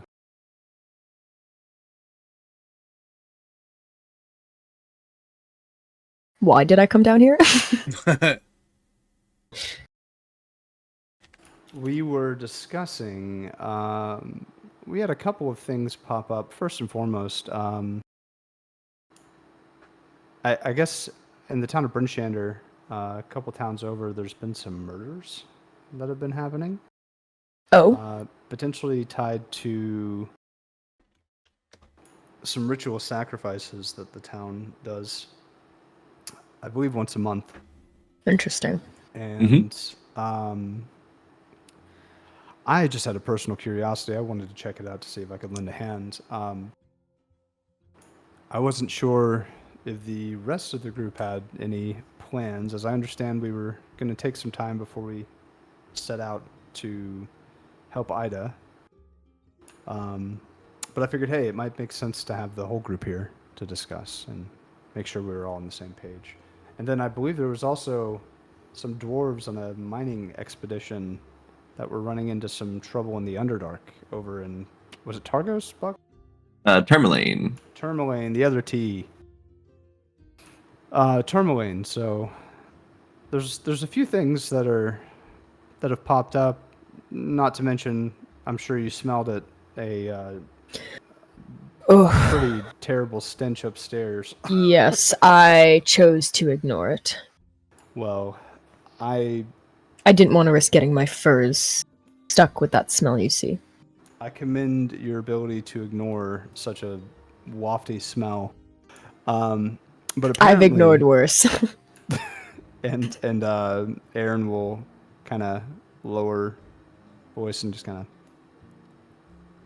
have you. He goes closer. Apparently, there's some shipments that dwarf upstairs that's been causing all that smoke smell. They've been tracking it, and it should be coming into town tomorrow. Assuming it hasn't been delayed, of course. Not really anything per se suspicious, but Dwarf is a bounty hunter, so there might be something fun if we maybe hung around tomorrow to see. So a bounty hunter. All of us to get, at least an idea of the going-ons and see what you wanted to do. You said a bounty hunter? That's what Cora over here said, yes. Did Just you kind of ask? nods. Is Cora here? I mean, she's generally doting around. As it's starting to get late, you can see that she's kind of tired. And again, she doesn't get many visitors. So the fact that she's got this many people staying at once, she's making extra effort to kind of be available at a moment's notice. So at the moment of her name, anytime you utter it, you can almost imagine her like sticking her head out like, yes. I would assume that Evander has been staying here for a while and knows Cora. Not very well at this point, but like knows of her. Just like, yes, nice to see you again. You said there was a bounty hunters here. Do you know what their business is? I assume bounty, but do you know anything more? Well, again, just based on hearsay, though she doesn't do any of the hunting herself anymore, that is to say, the physical, she makes slashing motions with her hand. I would say her role is typically informant. She tips off people who are much more able-bodied to act on her threats. Do you know who she's looking for? Currently, no. I must confess, I make it my business to not ask too many questions, as I'm sure you folks can attest. So long as she's not dragging it into the inn, I'm okay. Fair. Where is she coming from? Well, typically, always going back and forth between Targos, Bryn Shander. I think she's made her way out to East Haven a few times. Right. Though she has lived in the 10 towns for quite some time, so I would not think it unreasonable that she's been most everywhere. Right. Well, that's certainly something. Thank you for your information. Aaron will kind of wedge Ida a little bit out of her studying of the notes that she just took. Can you hear us, Ida? He just pushed her headphones down. Yep. So we wave at her. Mom, I'm trying to play D&D. Oh, my mic is muted. Somebody wave at her. Oh, there you go. Aaron will nudge Ida on the shoulder. You're good. You're good. Everything okay? Yeah, no, we can talk at the break. Okay. Ida, what are your thoughts? Would you like to stay the evening tonight and see what's going on with the shipment tomorrow, or maybe check out one of the neighboring towns with the dwarves and the dark elves, or maybe check out these murders in Bryn Shander? Oh, I don't know. That's you. What way are we leaning? What way is the group leaning? Because I don't want to be the deciding vote. I mean, that's very, very stressful. And I mean, the murders sound interesting. I'm assuming as you're talking, you're getting very verbal with your hands, and Aaron would be moving anything breakable out of the way as you're talking.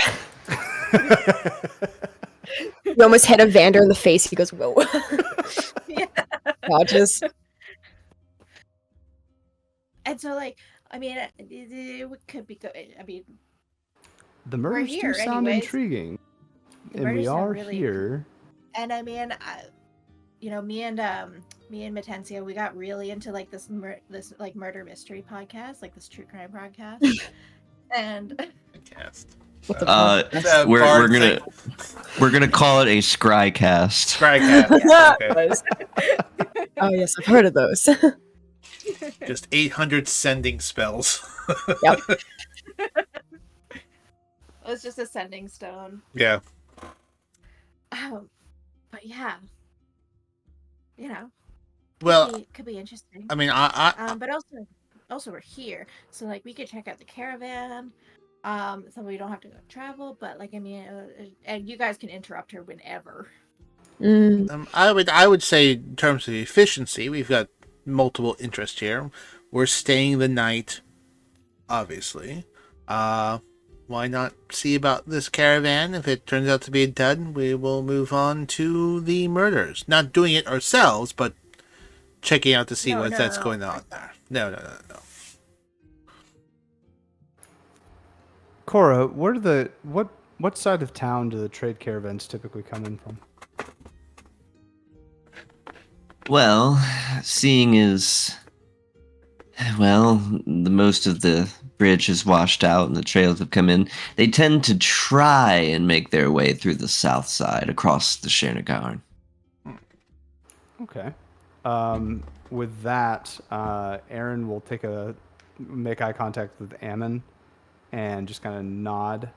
I assume it would be understood that Aaron wants Ammon to kind of keep watch at that particular gate and report back if anything comes back. Kind of just gives a 1-2 twitch of the ears, which means he understands and is now going to obey. Wonderful. Well, with that, I think unless anyone has any disagreements, we wait and see what's going on with this caravan, and if anything suspicious happens, we handle it, and if not, we can decide what to do next in the morning. All in favor of that? I would prefer to sleep first before Absolutely. anything. Me as well. I'm dead beat. It was a very long day. Well, let's reconvene in the morning then. I would appreciate that, yes. And Aaron would walk over to Cora and request a room as far away from the smoke smell as possible. Closest to the stairs, first one on your right. Is Evander's room right next to the smoke? No, you're just up the stairs, first door on the left. Okay. With that, Aaron will go to sleep. As well. All right. Excellent. Bretlin would help tidy up and probably be the last one up.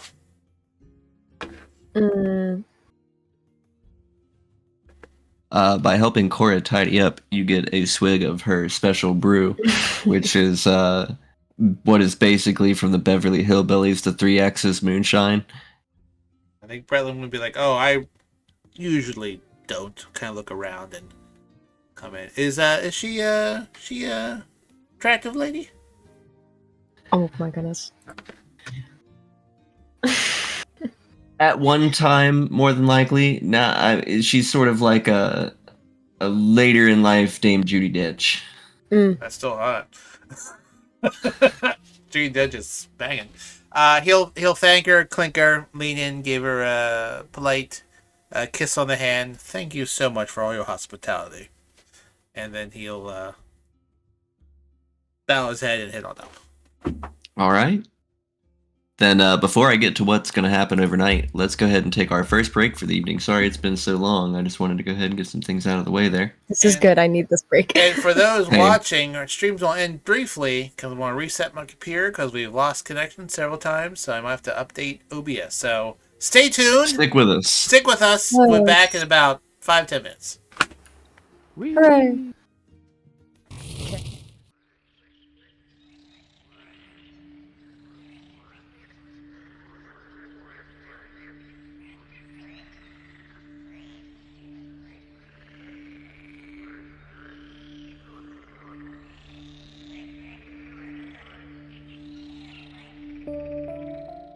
Hi, it's me, Colt Sebastian Taylor again. A third break. This must have been a very long session. I don't know. I mean, we usually don't get to this sort of advertising segment and whatnot. But hey, if you've made it this far via the podcast or the YouTube, links below, subscribe to both, then you know what? You know what I'm going to say.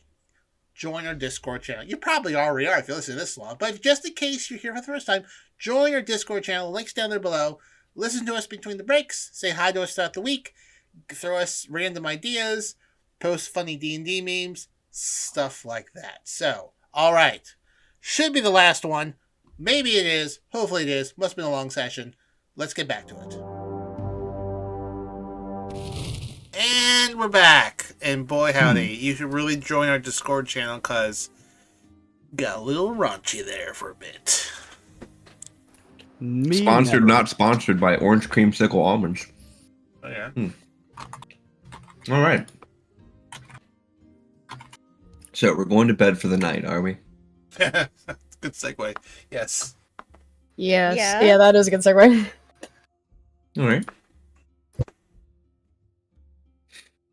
We're first going to turn our attention after a couple hours have passed and The Buried Treasures Inn goes quiet.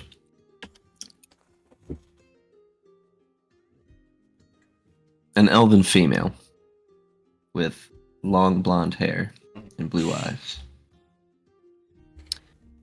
kind of makes her way up the stairs in the inn. Blinks to Hilda Trombane's door and knocks lightly. I like how you were disappointed.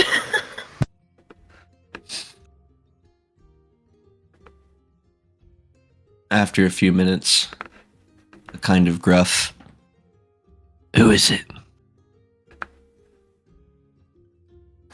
Hi. I just smelt something from down the hall, and it just smelled good. I just wanted to know what was going on in here. If maybe I could have a few puffs? Wait a second. Merryweather pipe tobacco. It's decent. Sure. Alright, let me get the door. Nothing else to do in this town anyway.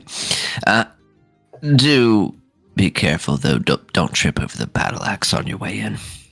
Oh, okay. Thanks for the warning.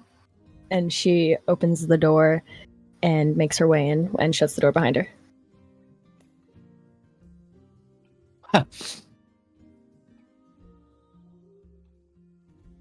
She offers you a sit in the rocking chair that she was in previously writing the notes. And she kind of turns around cool teacher style. This chair that was at the writing desk. She's like, "So,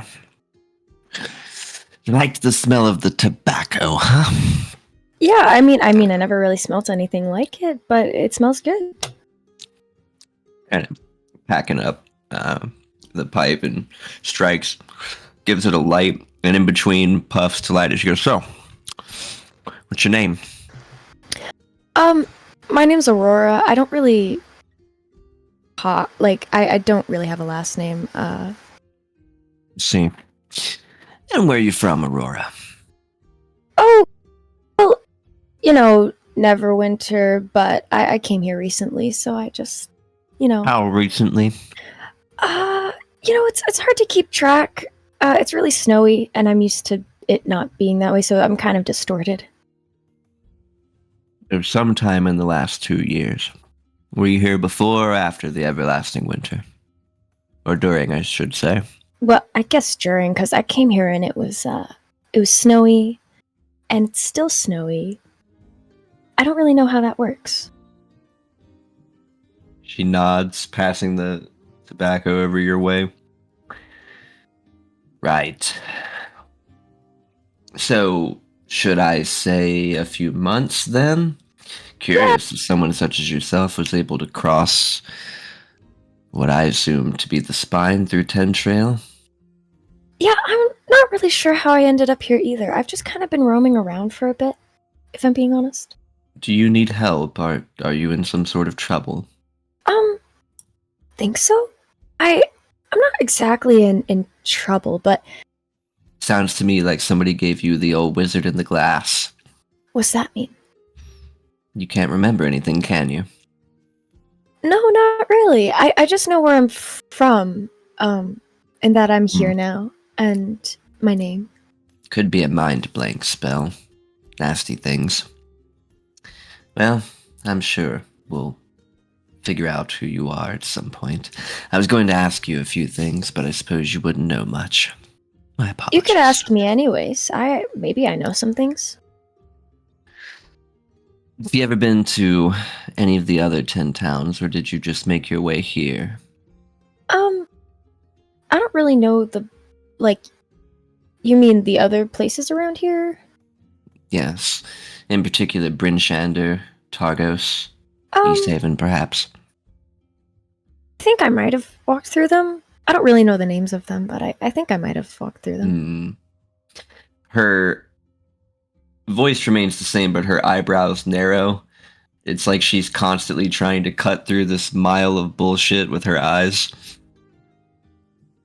Right, okay. So you've gone through the towns to get here, though you don't know which, right? Have you ever encountered a trading caravan?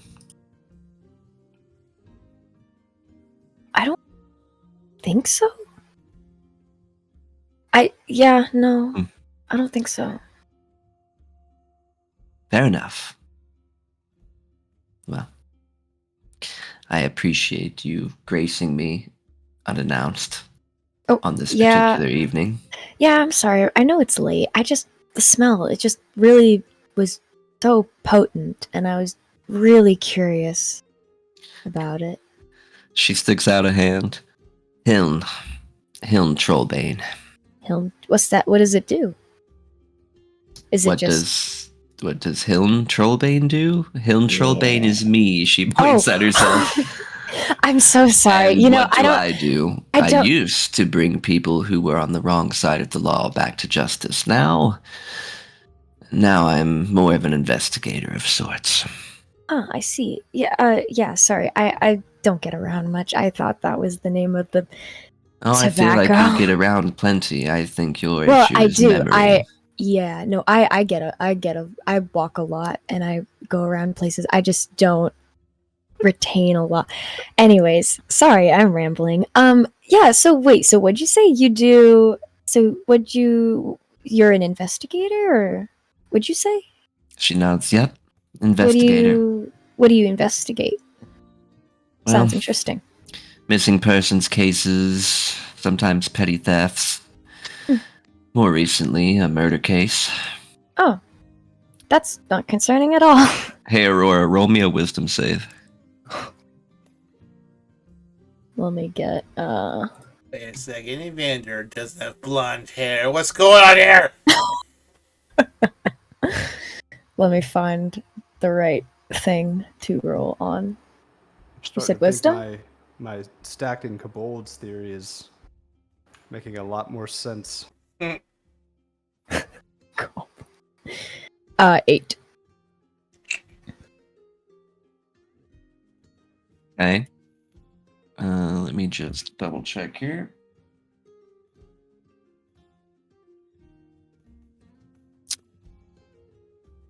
Excuse me, charisma save. My apologies. I was gonna say, I'll be fair.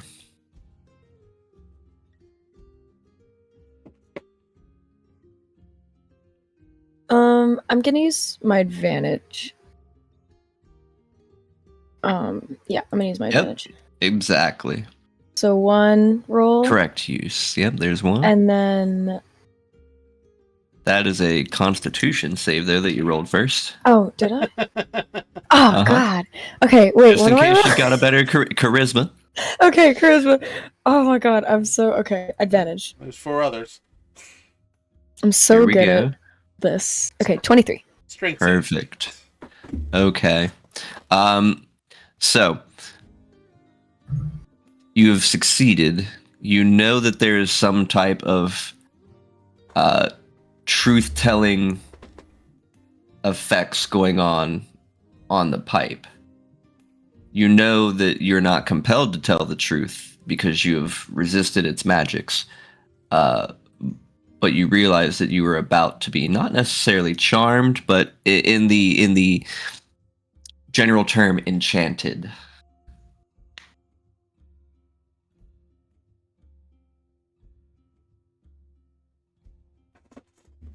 Just to ask, what exactly... So, to go back to what I was asking for before, when I accidentally thought you were the pipe, what does the substance do, exactly? Well, the tobacco's a nice, easy smoke, mellow flavor, but rich and earthy. What I added on top of it should allow you and I to speak a little bit more clearly. In what way? In the fact that we don't dance around with subtlety and in fact get straight to the point. I, for one, am pretty forthcoming with answers, though I would suppose by now you've noticed its effects and it unfortunately doesn't work. It doesn't work on everyone, but sometimes you must be a cut above the normal folk. Right. Forgive, but again, I always like talking straight with people. She happily smokes back onto the pipe.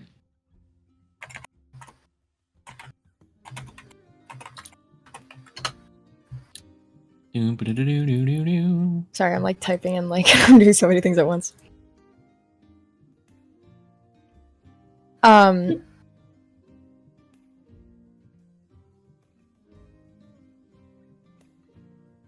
right. Well, I don't exactly have anything to hide, so sure. I do find a few things suspicious about your story, but it wouldn't be the first time somebody came to Icewind Dale to get lost. She kind of points at herself with both of her hands and relaxes in the chair a bit, stretching out, myself included, kind of like leaning back from If the I chair can- and then slouching. If I can ask, what exactly, I know this is kind of a stupid question, but what exactly about me is suspicious? I don't know, well, if I'm being honest, nobody really pays attention to me very much. I kind of just sit around My and dear, people don't notice your me. story to me was you marched through a blizzard, through the mountains, made it into Icewind Dale under an everlasting winter, and passed through towns whose names you don't know. Mhm. And I bet not if I from were to here. ask, I fully believe that. That is a part I do believe. I find it strange, but perhaps then you'd be willing to do me a favor. That depends what that is, I guess. I don't know. I mean, I don't really have anything else to do, but sure. Are you I any still good wanna with a know. blade? I've never really tried. Know anyone that does, or is? Not really. Not that I know of, anyways. Well, she kind of knocks out that particular portion of the pipe and packs up a bit more. And, the thing is, been hearing rumors around town recently. A new group of folks has strolled in and recently, shall we say, taken care of a nasty druid, some kind of monster in a lake. Seem like the kind of folks I'd like to approach. I've been tracking a caravan, one particular caravan. Now, where they get their goods and how they set their prices is really of no concern to me, though I do find some of their things shady, but there's a man named Sefik Caltro. He works for this company, Torgs. He's charming, makes friends easily. Also, he serves as the leader, Torga's bodyguard, so I'm guessing he's rather good with a blade. 3 bodies within 3 separate months, all on the nights of the new moon, when people were to be sacrificed in these 3 towns. We find bodies, a knife made of ice jammed into their chest. Here's the interesting part. Every town that Torg stops in, a murder has occurred. Now I know what you're thinking. Sure, these 3 places are doing humanoid sacrifices. Why is it such an occurrence? Well, what really strikes me is how comfortable Sefik looks in this weather. I mean, you've seen it outside. The man wears no coat, no scarf, no gloves. But it's so cold outside. It was like the cold couldn't touch him. A bit of the kiss of the Frost Maiden, indeed. From what I gathered, she kind of cracks open her book and turns it upside down and flips to a couple of the last pages. She's writing in her own sort of cipher. From what I can gather, he believes that his moment of birth on a solstice, he was blessed with natural cold affinity. Whatever really is going on with Sefik, I find him suspicious. I find his placement in the scenes where the murders happened to also be suspicious. I believe there's a link. What do you think? Maybe? I don't know. I'm not a detective. I thought that was your job. Well, Yeah, that's a lot of information that you're. Why are you telling me? Oh, you wanted a favor. I'd like to ask you if you could perhaps play damsel in distress. Oh, Maybe you knew one of the deceased, a cousin, a brother, an uncle, something. right. Maybe you approach these people which they're staying in this very establishment. But like not actually though, right? Like I'm just like pretending. Yes, exactly. Okay. A small white lie to grease the wheels. Of course, somebody like myself, with the information I've gathered, I may seem overtly shady themselves. I may not Right. be as soothing a voice to listen to as yourself. Oh, thank you. Maybe you approach them, give them the information I've given you, and you tell them the job will pay them 75 gold pieces, and I'll pay you 25 for the trouble.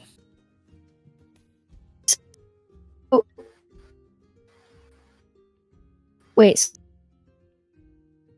That I just glitched. You did? Okay. So I tell them that I'm paying them 75 or Yes. okay. But I don't actually have to, right? Cuz I don't have that money. She smiles. No, dear, I do. Oh, okay. If they can apprehend the man whose name's Sefik, there we go. If they can apprehend Sefik, or, better yet, determine his guilt and kill him once and for all, even better. But So wait, sorry. Who do I ask this of? there's a group of... I don't know if they're quite mercenaries. The word describing them around town is oddballs. Oh, it's the same people who killed the giant whatever thingy that you said earlier. Correct. I Right, hear it was a okay. goose. A goose? Why would they kill a goose? Well, apparently they didn't kill a goose, but Oh. it was on the table. Oh. Okay. So what, you want me to talk to them? Right. Approach them, be personable. Tell them Okay. you've got a little problem. You suspect someone in this particular caravan has been murdering people. One of them, your dear, insert favorite relative here. Right, okay. Got it. And it's all fake. Everything except the actual murders, which are most certainly real. Yeah, yes. Right. But I say just so we're clear. So I say, hi. Well, okay, I'll say something, but I'll say, hey, can you guys help me and get this stoic guy? Because, no, wait, not stoic. It is stoic? Stefik. Sefik. She goes, say it with me. Stefik. You know, should I just write this down for you, dear? Oh, yeah, please. Oh, okay. Sorry, I have trouble remembering things. We have established this, yes. Yeah. But yes, thank you. That would help a lot. And then I tell them that if they go get this Stefik guy, that I can give them 75 gold. And then they go get him. Indeed. You see, these oddballs have proven themselves to be effective in the apprehension of criminals. There's the mark of somebody who is able to wield a sword and kill another man, sure, but to disarm and apprehend, that's quite the skill set. So, and then is there anything else I need to do, or is that it? Your part in this would be done, then. Okay. So then do I come see you after, or? You can if you like, but I think a little bit of gold in your pocket would help you remember, I think. I don't know. Maybe. I don't think any gold is gonna... Eyebrows just raised like, I don't know if any gold is gonna help me remember anything, but it would help me get food. She looks concerned for a moment and is like, okay, so If you promise not to hold the truth herbs against me. This, she pulls out a small pouch, which she then divides, scoops out 25 gold pieces, and palms them into your hand. That is for you. She jingles the rest of the bag, and this is for the, what do heroes call these? This is for the quest. Oh. Yeah, I can do that. I mean, I'm not mad about the truth herbs. I can get where you're coming from. Good. Now, if you have any questions about the specifics, please. Time is of the essence, because according to my own investigations, they should be here tomorrow just before midday. Okay, I think I saw, what do they look like? Well, you can't miss it. It's an entire train pulled by axe beaks. Oh. No, but like... You'll know the caravan when you see it, because no, unlike... the people I have to talk to. Oh, right. Yeah. Well, one of them has a large metal cat that I saw fishing earlier. Oh, that's fun. It is. The other is an actual cat, Tabaxi, though. Okay. Haven't seen her poking around today. There is also a large rabbit man.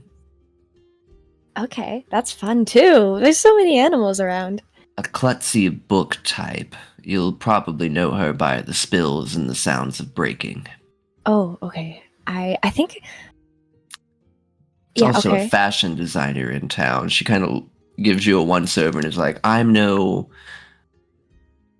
star, but perhaps helping out a fashion designer get work. Maybe she could, gestures at the outfit, give you what's the phrase? A once-over, a do-over. Oh, I mean, I don't think what I'm wearing is that bad, is it? Yeah, you definitely need something warmer. Yeah. Yeah, it is kind of cold outside. Oh, and I keep losing track of another. While most everyone keeps staying here in the inn, there's a dragonborn constantly heading out in the middle of the night. That's weird. Trying to keep track of her, but things with Torgs have kept me busy. Keep your eye for that one, though. Okay. I think I saw it's the guy who looks really fancy, right? And he has like the white coat, right? And the red hair? If you mean the designer, yes. Yeah, I saw believe he that's looks... Mr. Evermore. Right. I think I might have heard that name somewhere before. If you've ever worn a pair of boots in your life. Yeah, I have. Well, most likely stamped with his insignia. Oh, really? Okay, well, that's cool. I'll have to... maybe I can talk to him, or I'll talk to somebody. We'll see what happens. I'll see... The first person I see, I'll talk to. Perfect. Oh, be careful, and try to keep this all on the down low. We don't want the entire town knowing what we're up to, do we? Oh, I don't have any friends, so That is sad. Actually, I kind of like being alone. I like just being alone and reading. Although, actually, based off what you've told me, what if you do have friends and you don't remember? That would suck. Yeah, it would. Yeah. Do this for me, and I might help jog your memory. I know a few people. Oh, okay. Well, I'll let you know. I'll come back. I'll come try and find you when I'm done. She smiles and says, "This is the way." Should I have the people talk to you tomorrow or no? I'd say leave me out of this right now. Okay. I understand. If they press, say you hired a private investigator. Okay. She smiles. Have a good night, Aurora. Yeah. Nice. Thanks. This is you. the first job I think I've had. No, wait. No. Not the first job I've ever had. I've had jobs before. That I remember for some reason. But anyways, I'm happy to do this for you. I have nothing else going on. Splendid. That is this interesting. Glad you find it so. Yeah. We'll make a bounty hunter of you yet. Yay! She kind of just awkwardly stands there, hands by hips, like... Did I give her the pipe back? Yeah. Okay, yeah. Okay, yeah, sorry. I'll go now. Thank you again for... I'll do the thing you asked. Stay warm, dearie. We'll see you in the morning. Thank you. Bye-bye. As she, walks out. I think Ida passes her in the hallway, on For the way to you the went to toilet. yeah, I was gonna say. Just hey, and then keeps going. She just keeps walking and then she leaves. Ida, you zombie walk from having used the chamber pot back into your room, and just kind of face plant on the bed. And in your dreams, vivid flashes, plain as day, but quicker than the eye can see. A glacier, a snowflake-shaped island, a bowl of chili sat out in the air for much too long. And a chair with one leg shorter than the rest. It's not a very good chair. Did everybody get that dream or just Ida? They're crazy divination wizard dreams. Ah. To explain any portent dice she may get. Which, by the way, I should remember to roll. Yeah, you're having a long rest. Here's your chance. Roll your portents. 16. Okay. And a 10. All right. So just to refresh the group, Ida's playing a divination wizard. She gets 2 portent die, which she rolls, finishing a long rest. Throughout the day, until the next long rest when she rolls new ones, she is allowed to supplement either of the 2 numbers she just rolled as a roll on a d20 when required to make a check or save or whatever. Nice. So if she really wants to roll a 16 on something plus the relevant modifiers, she can use one of the portent die rolled to do so. Or I could force someone else to roll a 10. Indeed. Oh. So, she just wakes up and just says, I really shouldn't drink alcohol before I go to bed. All right. Mornings are a sort of somber thing here in 10 Towns, but especially Bremen. Things are quite cold, even though the lanterns and the oils try to burn for as long as they can. Wood is a commodity cherished by so many. Most things are oil, whale oil, fish oil, that sort of thing. What is equating for fuel here is basically whale lard that burns in the fireplace. It's not the most nice smell to smell, but it is at least heating the inside. So with that welcoming smell filling your nostrils, you know the morning's fire has begun. In the morning, Bretlin has made, using the chef feat, 2 little mini quiches, which he will let anyone who wants them can take them. You can eat them as a bonus action and gain 2 temporary hit points.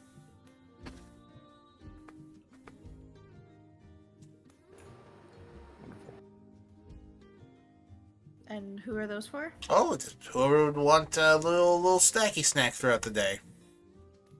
Sure. Very nice. Take one.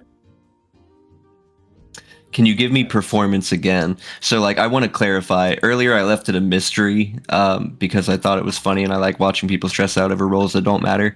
Your food is always going to be delicious. Your performance, for me, is how satisfied you are with your own work and how crafty you feel like you made it. You're, constantly trying to outdo yourself, and your presentation is what's trying to be judged. Since I'm using cook's utensils, Yep. to do this, Add that proficiency. I feel like it add proficiency to that performance. Always add your proficiencies with your tools, folks. Okay, so performance This will be a... I am not happy about that. I kind of threw it together. Let's see. What did we get? I got a 1. A I rolled a 2. 1. Yeah. Okay. Wow. Technically, it's a 4. The quiches, okay, well, okay, that's even better. Yeah. The quiches are still lovely and absolutely presentable to anyone else's trained vision or untrained vision. He has made what could be considered a delicacy, really. He went to go get artsy with it and do like one of those cappuccino foam arts, but at the last minute sort of regretted it and then just changed it to a small happy face. Oh So God. each quiche is adorned with a lovely smile. That's cute. Enjoy. Let's give it a little extra pep in your step. We're all downstairs, right? As quick as you'd like to be. Aaron is sleeping in. All right. Who's in the kitchen? Bretlin. That's it? I think Ida's down. She'll like come down slowly. Mm-hmm. She also is not a morning person. Evander is awake, completely awake. He comes also downstairs. Good morning. Good morning. Morning. I've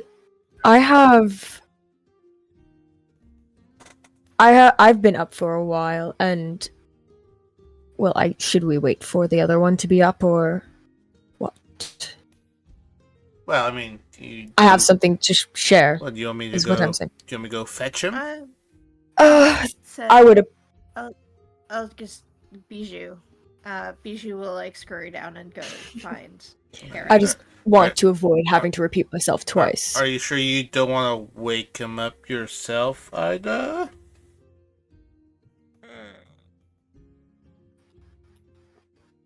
In comes Cora with a big pot, a spoon, and some ingredients just passing by. You know, it might sound better coming from you.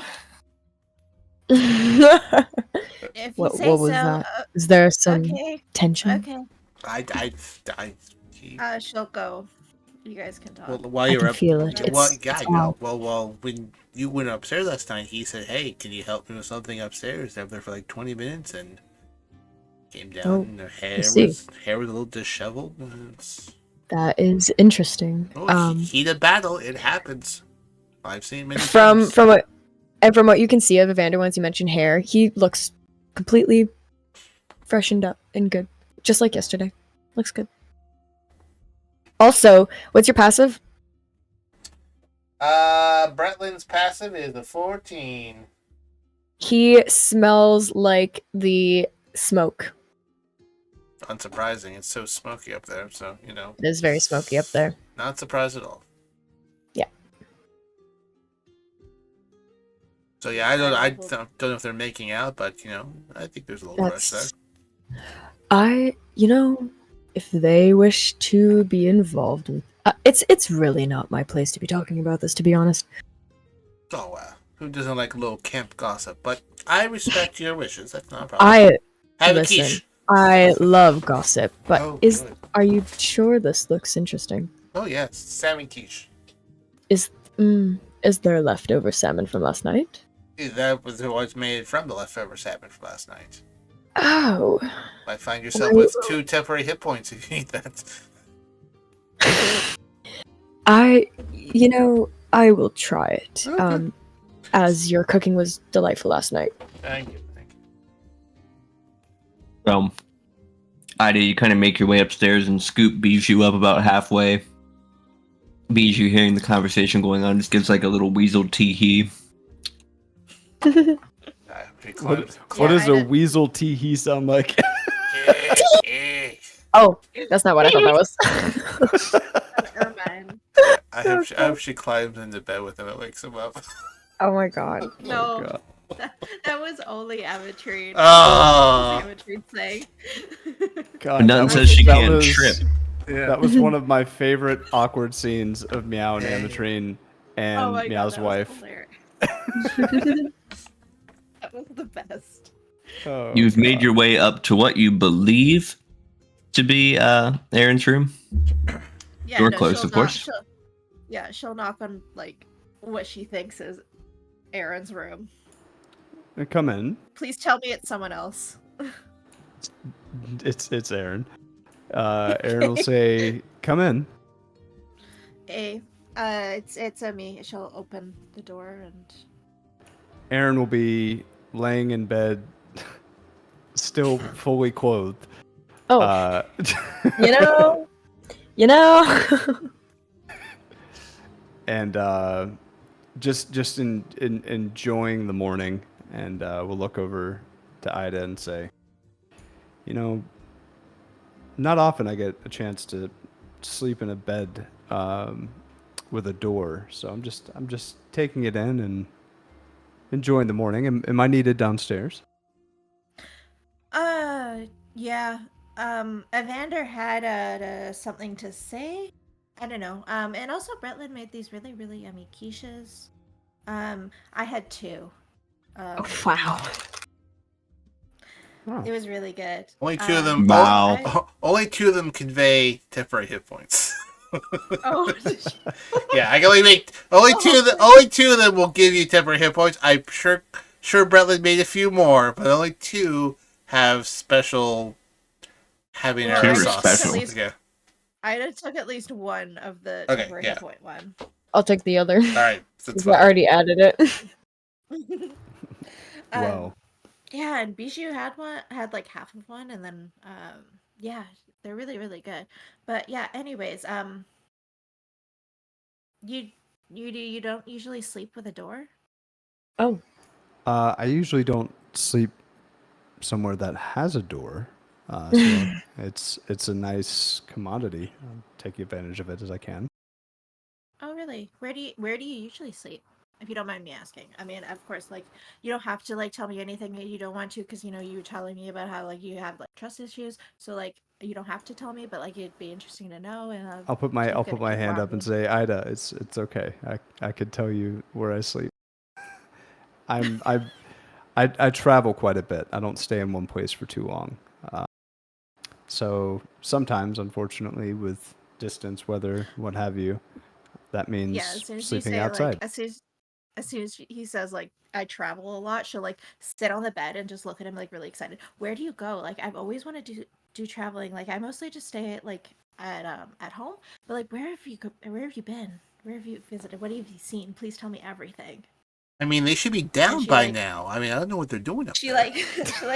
She sits like crisscross applesauce like on the edge of his bed, like next to his feet.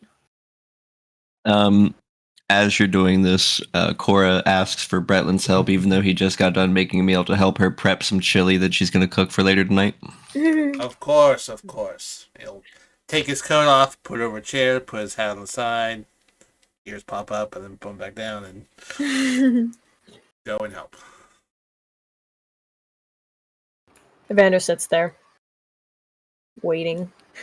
I imagine Aaron and Ida would exchange some pleasantries for a bit. Aaron would tell Ida all the places I've gone, and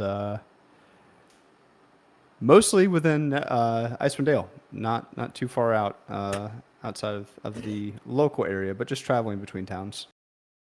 Yeah, and she listens avidly.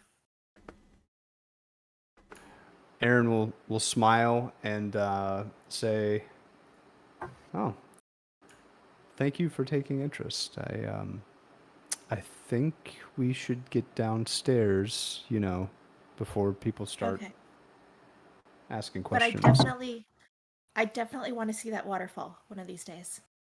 Ah, okay. Okay. All right. Waterfall. You guys are hilarious. It's Aaron's nickname for his abs. I call it the waterfall. Oh, that's not what I was thinking. That's funny. Then I assume we'd walk downstairs. Yeah. Mm-hmm. How far is the inn from the front gate of the town? What passes for a front gate is basically just past the Five Tavern Center. It's not very far at all. We're talking like maybe about 1,000 feet, if that. Within eyeshot of where Aaron had Ammon kind of watching overnight, would I be able to see Ammon from just like peeking out the door? Mm-hmm. Yeah, because if you look out the back towards the south end where the river meets kind of, I guess, what would account for beach if it weren't so dang snowy, it kind of rides up into the town, which heads to Five Tavern Center. And you can just kind of see Ammon sitting there stoically, covered in snow and ice, just like not moving. Aaron would just, with a couple clicks from, like, just kind of have Ammon come back. Like an owl, Ammon's head just crack, crack, crack, crack, crack, snap. All the ice, and just and slowly just starts creaking his way back into position and trots. I love it. As Ammon gets close, Aaron will kind of kneel down on one knee and say, "What did you see? What did you notice?" With the series of noises that can only be described as cat gobbledygook and thwips of the ears in certain rhythms, you guys have understood kind of like a language where he's like, basically just a couple of people coming and going, nothing interesting. Good boy. And Aaron will give Ammon a pat on the head and Bye. walk inside to join the others.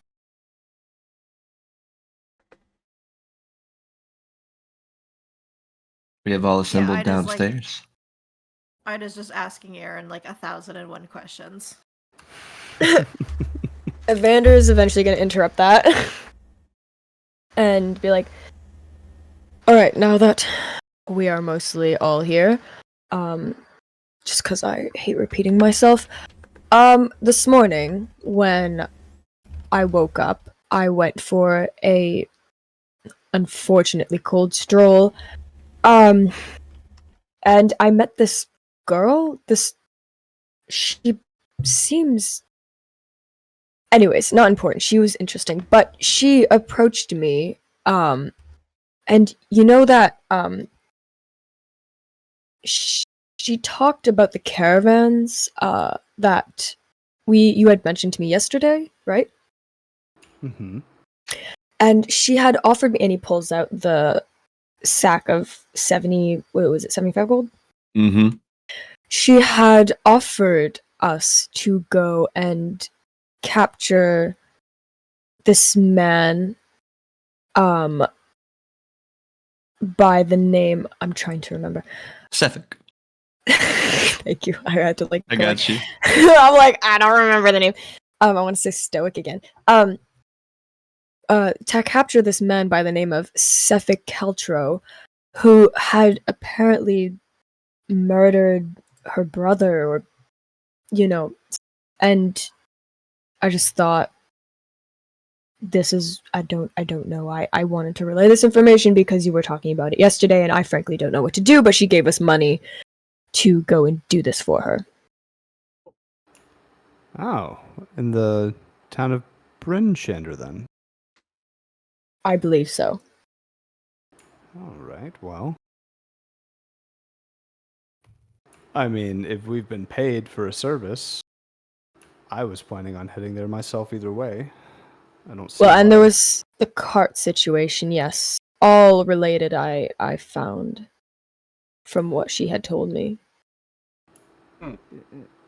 Okay.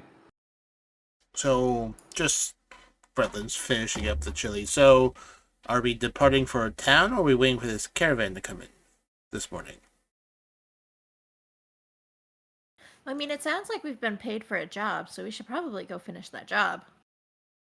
Ida, when did your notes say when this caravan would be coming through exactly? Today afternoon. This afternoon. Well,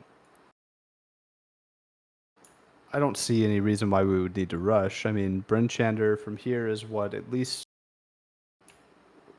what, Buck? Like a day's travel? I will run that by you, but yeah, the better part of a day, especially at the travel pace that you guys would have, which is slow and arduous. Yeah. We want to I make don't- sure we have the proper supplies to make that journey too. I suppose Yes. we can wait here for the caravan, and then after we've investigated that we could go and check out, as you would say, Brimsham. I think there's certainly no immediate rush, and as I mean, her Bretland brother's mentioned- already dead, so Mm. it's not like we're trying to save him. Savage. Well, if we It's do, true. if we It's true. I don't know what you want me to say. just That's your bluntness is rough. appreciated. Yes. I don't know how else to put it. We are not in a rush. I Well, think This man should be anywhere, and it's not like us not finding him right away will change anything. Without stopping and at a decent pace, equipped with the right travel animals, you could get to Bryn Shander in 4 hours. okay. On Well, do foot, that. much less. All that costs money, Or much more. and we don't. I don't know if we have the money for those. Well, things. we did We just have get 75 75 gold, yes. Does that gold pay for that sort of thing? Cora, Yes, she says, mashing meat up into a skillet to brown. what forms of travel could we perhaps hire out to get from here to Bryn Shander? Well, suppose old Barrel Boar could probably boat you out as far as. No, I guess that might only take you to Tourmaline. Well, If we get to Tourmaline, at least maybe we can find a different mode of travel from there. the country fellow, Wayne, I believe his name is. He knows a few Maybe old timey types. Um, They're called the Dicks. They run a caravan service, but for people, not for goods. And it's Dicks with a Y. This caravan is coming into Bremen. Dicks. Where is its next destination? After this, The cycle, if you had seen it, they would turn back around and journey back through Targos, back through Bryn Shander, all the way to East Haven, where it seems like they restock fully and then make the journey again. I mean, if we're trying to get to Bryn Shander and sort of see what's going on with this caravan, seems like the caravan is going where we're going. Why not kill the proverbial we could- two birds with one stone? My we could only maybe see concern if they with will that. hire us to protect the caravan. My only concern is if there's a particular item on its way that might be changing hands when it arrives, we might miss it if we were to go that route. We do, if we're going to seek passage through our good friend Brinsk, the dwarf, we might need to take the morning to go speak with him anyways. I could leave Ammon to watch the gate for the caravan and alert us when it arrives while we prepare for the journey. It's not an easy task, I assure you, traveling from town to town in the middle of this never-ending winter. So we've got a few hours, I would say, to prepare either way. But of course, I leave that to you all. Well, the Dicks do come into town every other day or so to make sure anyone needs transport over land to Targos, or they also go to at least Tourmaline. I'm sure they'd be happy to take you. I'm fine with whatever decision we want to make. I was just throwing it out there of we're investigating folks who are going to the location that we're going to, and they have transportation as it is, and could provide an opportunity to get closer than perhaps we would not be provided if we were just sort of checking them out without working for them.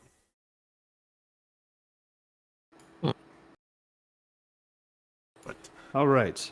Aaron's about ready to draw straws. Cora, what do you think? Like in general, or Were you to make the call here? What would you say? I'm sorry, dear. The popping and snapping of the meat is just. It has left my brain addled. Please summarize the events for me. What is the debacle in which we find ourselves? She kind of wipes grease on a white apron and kind of turns around. We have a caravan coming into town this afternoon that we need to catch, and we also need to make our way to Bryn Shander. What would be the best use of our time to accomplish both tasks, in your opinion? Well, suppose if you wanted to purchase a sled and an axe beak, or maybe even a lovely dog, those things would need to be arranged. Could take you a couple hours. Midday would hit, and you catch your caravan. Suppose if you directed your efforts separately but equally, you could probably get both done and be on your way out of our lovely little side of Icewind by nightfall, or at least later on in the evening, depending on how long you really spend at the caravans. Then again, if you are spending your gold on sleds and things, might leave you a little short-pocketed for the caravan when it comes in, whatever you're willing to purchase. I do recommend the firewood, though it is expensive. This is out of character. Does because Bryn Shander is obviously off of the lake. Mm-hmm. Going by boat to Tourmaline probably would not decrease our travel time if we were to take a boat and then travel south from there. Yeah, because you guys are pretty darn close to Bryn Shander as is. If you took the boat to Tourmaline and then decided to go down to Bryn Shander, you'd still end up just outside of Targos, so it'd be like taking the long way around. Yeah, that's what I figured. Okay. Well, that makes a lot of sense to me. Can we just walk? Can we just walk? You could. Is it very far walk? Well, it'd be about a 2-hour walk to Targos, and kind of treacherous out there. I at least recommend some snowshoes. Where could we purchase some of these? She smiles. Why, dearie?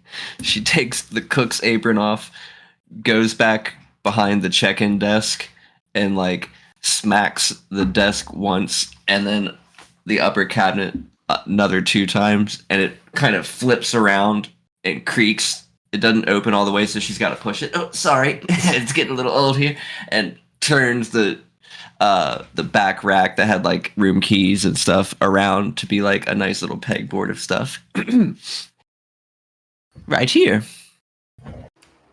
You certainly are prepared for every situation, aren't you? One-stop shop. Smart lady. So for a pair for each of us, what would that run us? Well, let's see. For you, 2 gold pieces each. Complete set, though. And, I'll even throw in a pair of crampons for you. Oh, that sounds like a great deal. Doesn't it? Very reasonable.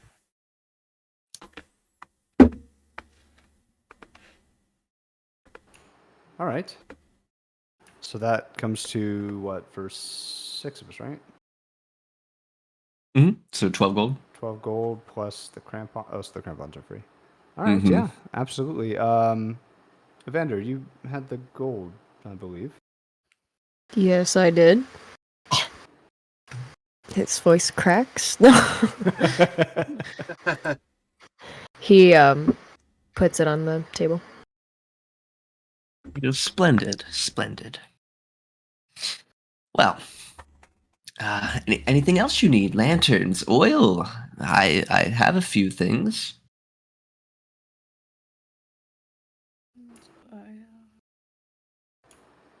Any rations for the trip by chance? Well, yes. But they are a little expensive.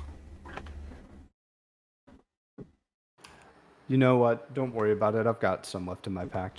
I always like to be a little over-prepared. We could always fish with Bretland's fancy new fishing rod if we need to. Yes. Well, the thing is, the new moon is coming up in a couple days, and Gasp. we normally leave out what food we have as sort of an offering to Oriel. Superstitious lots and all. Hasn't worked yet, but we're hoping it will. No worries at all. I understand completely.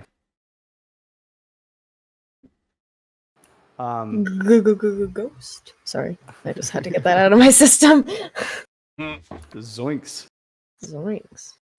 Well then, Cora, with that, I certainly appreciate your hospitality. Same. Perhaps we'll see you again when we travel through town next. Perhaps you will, and hope that you do. Only in town. Best one, too. Mm-hmm. But if you do happen to come back and, say goodbye before you leave, I'll send you out with some chili. Ooh. Wonderful. It's fish chili, but it should still be good. Oh. I'll be sure to pass the wonderful experience that we've had around to everyone that we come across in our travels. Yeah, that sounds amazing. She smiles and goes, "Oh, go ahead. I'm sorry." I had a dream about chili last night. It was odd. Weird. Well, suppose stranger things have happened. We are in our 8th winter now. She smiles and she pulls out from underneath the bar this lovely hand-illustrated pamphlet. This is talking about all the lovely inns and beds and breakfasts around the Sword Coast. I would one day like to find myself in such a thing. So, perhaps when you make your way back to, or even if civilization returns here, perhaps you could send a letter to this nice man and ask him to come and visit. She kind of slides you the pamphlet. Aaron will take it and tuck it away. Excellent. Oh, actually, I'll put it in my bag of holding. Your bag of holding. Do you take a look at the cover on your way? Sure. Taverns, Ride-ins, and Dives by Colt Sebastian Taylor. Oh my god. Nice. Wonderful. 1480? 1480. Okay. This is interesting. What the fuck? It's a very, very early edition before it got mega popular. Mm. Aaron will say Colt Sebastian Taylor. Now that name, that really rolls off the tongue, doesn't it? Oh yes, I've read a few of his pamphlets, and he's quite eloquent. Mm. Aaron will put it away and start walking towards the door. That's weird. This is weird. Bradley will pause. Go. Nah. Couldn't be. It's a very familiar name. Anyways. I know nothing about it. I just have. Well, my second husband was also named Arthur. There have been coincidences. Yeah. Or maybe I just have a thing for Arthurs. Who knows? Well, good luck, dearies. Cora, you have a wonderful rest of your day, and we'll be back before we leave for some Perfect. chili. Kind of smiles and nods. All right. What's the plan? What are you guys getting up to? I mean, I think shopping a little bit now that we've got our method of travel down. While we wait for the caravan to arrive, makes sense. I would have Aaron go back or Ammon go back to the gate to stand watch. Okay. I would So say at anybody else this had point something it's they getting wanted to about do. 10 to 11. You expect the caravan to roll up within an hour? Anything worthwhile to purchase here? I mean, here's going to be a lot of more freeform adventuring supplies.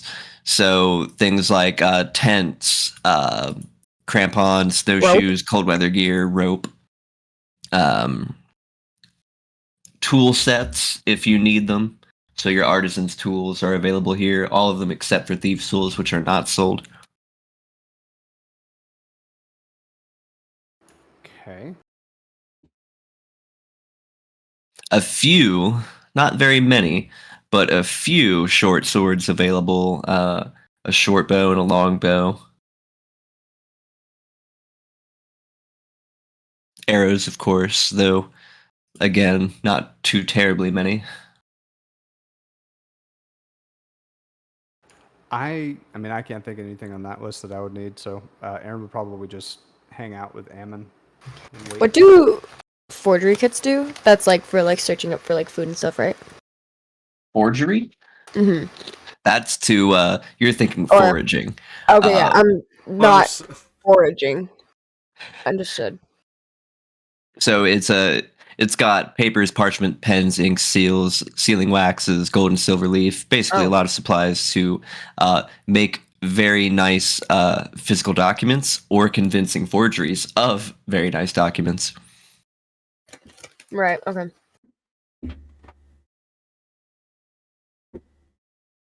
It's sold as a notary set, quote, quote.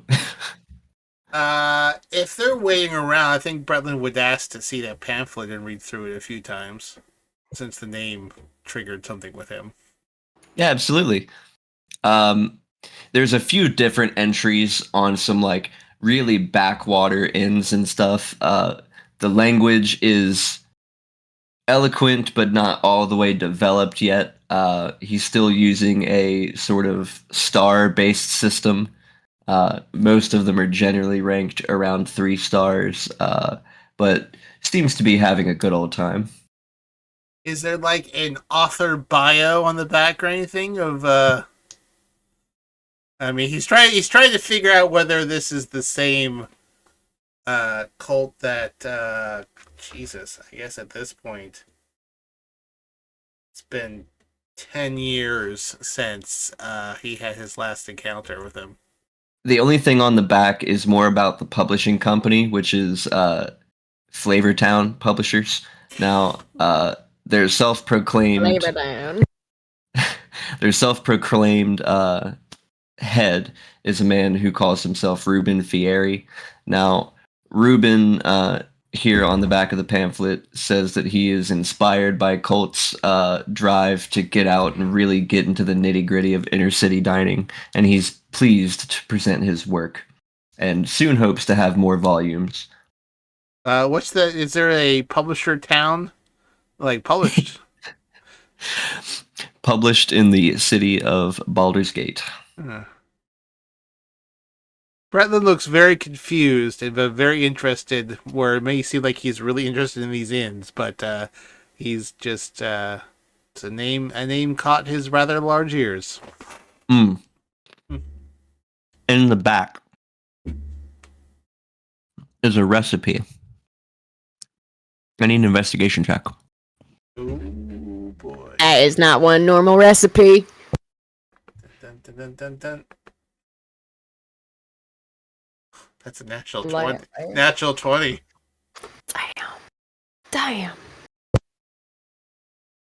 For what on the surface seems to be a recipe for just a really nice spiced whiskey with cinnamon is actually an alchemy recipe for alchemist fire. And I assume that's something Bretland has seen before with a natural 20.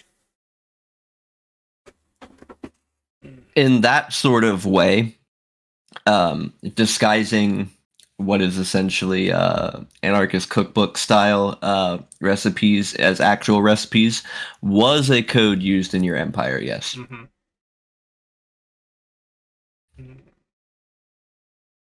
I think visually, Bretland will look very immensely distracted, but I don't think he'll say anything as of yet. But he's definitely very interested in this pamphlet, but he doesn't quite know what to make of it or what to say about it. Aaron will kind of see Bretland studying it pretty intently and say, "Did you want to hang on to it then?" Yes, I do. He kind of holds up this author is I know this guy.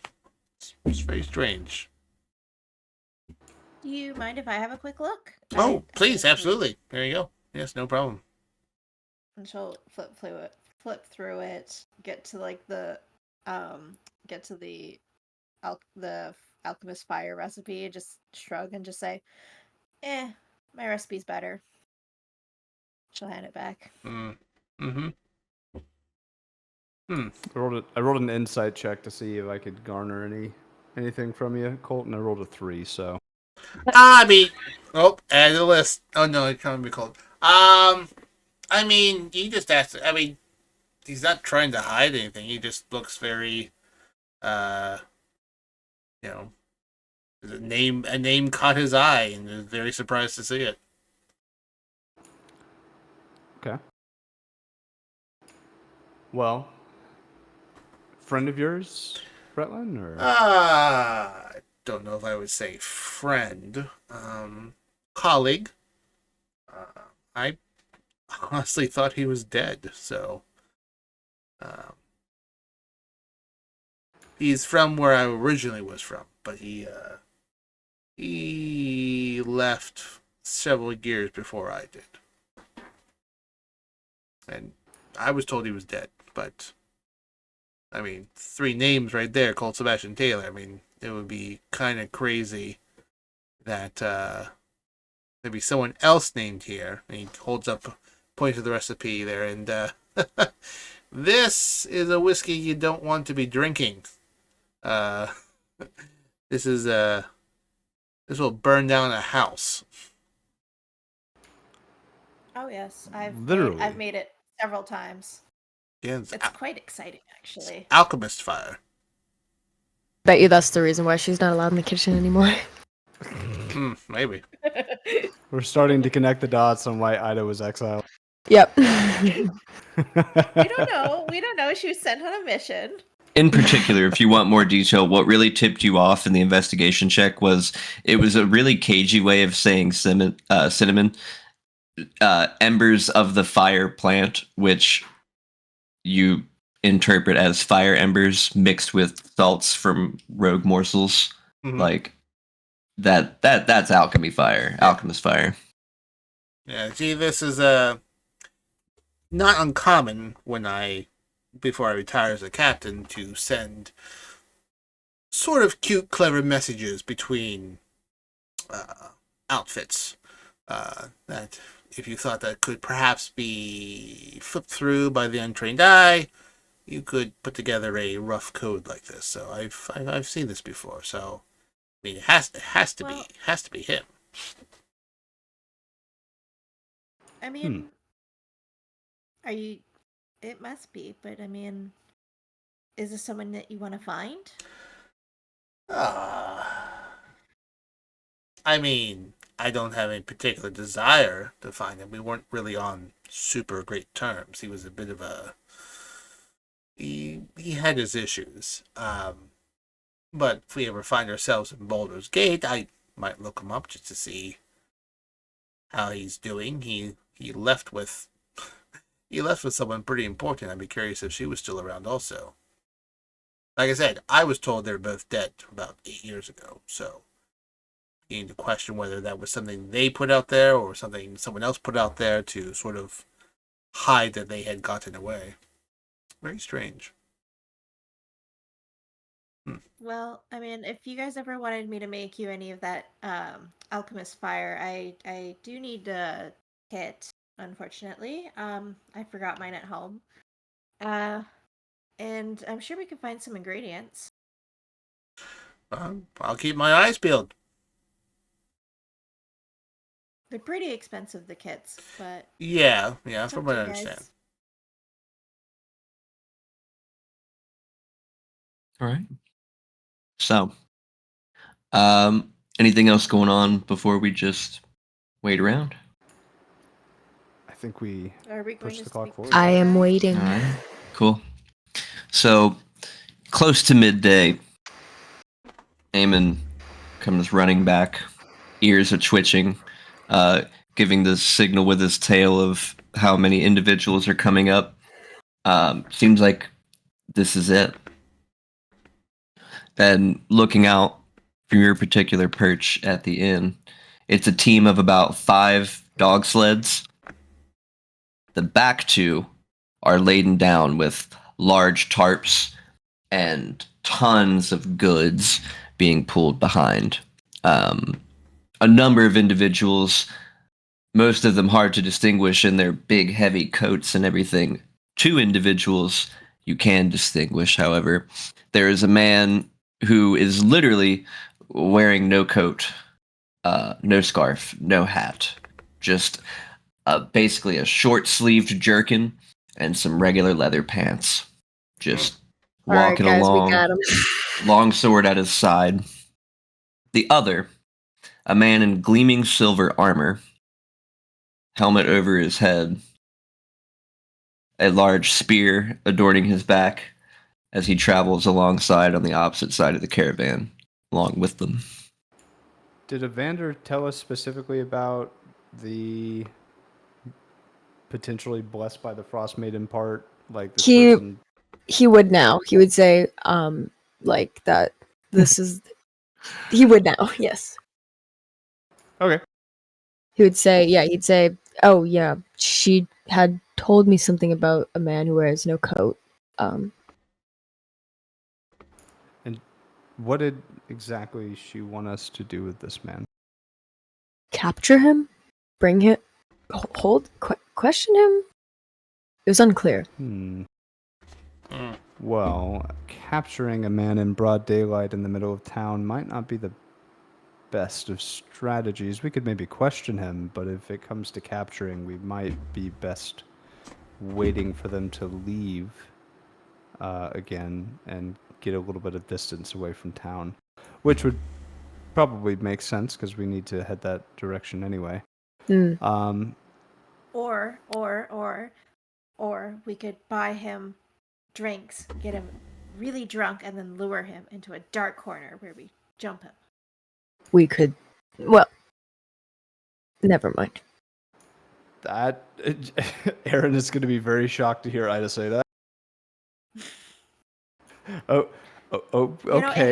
It happened last month on our Scrycast where the main guy like got the bad guy really, really drunk, lured him out into the alleyway and beat him up. It was crazy. This was the good guy. Could. Well, I mean, he's not good. He's more of like an anti-hero. Like he, does it for justice, but like his own justice. And I mean, he's trying to like avenge the death of his wife. And he's not the greatest guy, but he's got a good heart. Sounds riveting. Type. Riveting. We could seduce him. Who? Don't look at me like that. It's not really my area. I mean, if that guy Colt was here, he could probably do it, but he was a bit of a cad when I knew him. I'm sure he's reformed by now. You can't live your life trying to seduce and fuck everything. That'd be ridiculous, but have you not all tried that before? I mean, it works it's wonders. No. He was well known for it, but that really wasn't my my area. Whatever you say. Evander, it sounds like you're volunteering. Well, I You're never. You're very charming. I mean, if anyone's here that could probably do it, it would be probably you. Oh, I know that Yeah, it could be me. You may not want to like insult his outfit though. He's not wearing much of anything, really, is he? So there's not much to insult. Right, but see, Compliment his abs. Call it the even waterfall. that's kind of.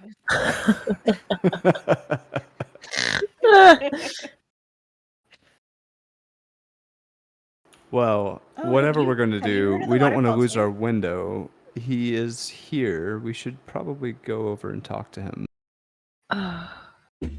Play it by ear? Sure. We'll back you up. Excuse me, I don't need backing up. I am quite. Anyways. Well, then we're right behind you. Insight check. Is I check on what? I do want to note. How go ahead. confident? I want to say how confident you are on not needing back up. Oh, he's extremely confident in his ability to seduce people. You Well- guys want a notebook? I would say how backup in terms of getting himself out of a sticky situation. No, he would want Okay. some type of. If he has the option. There is another group of sleds. This time, just one large, almost carriage-type sled being pulled by a team of about a dozen axe beaks. Which, if you have never seen an axe beak before, have you ever played Final Fantasy? Yeah. No. Yes. They're basically not chocobos acquainted with with Cloud. big axe head-shaped beaks. Okay. And they There's come actually axe riding beaks in. in Final Fantasy too. Oh, look at that.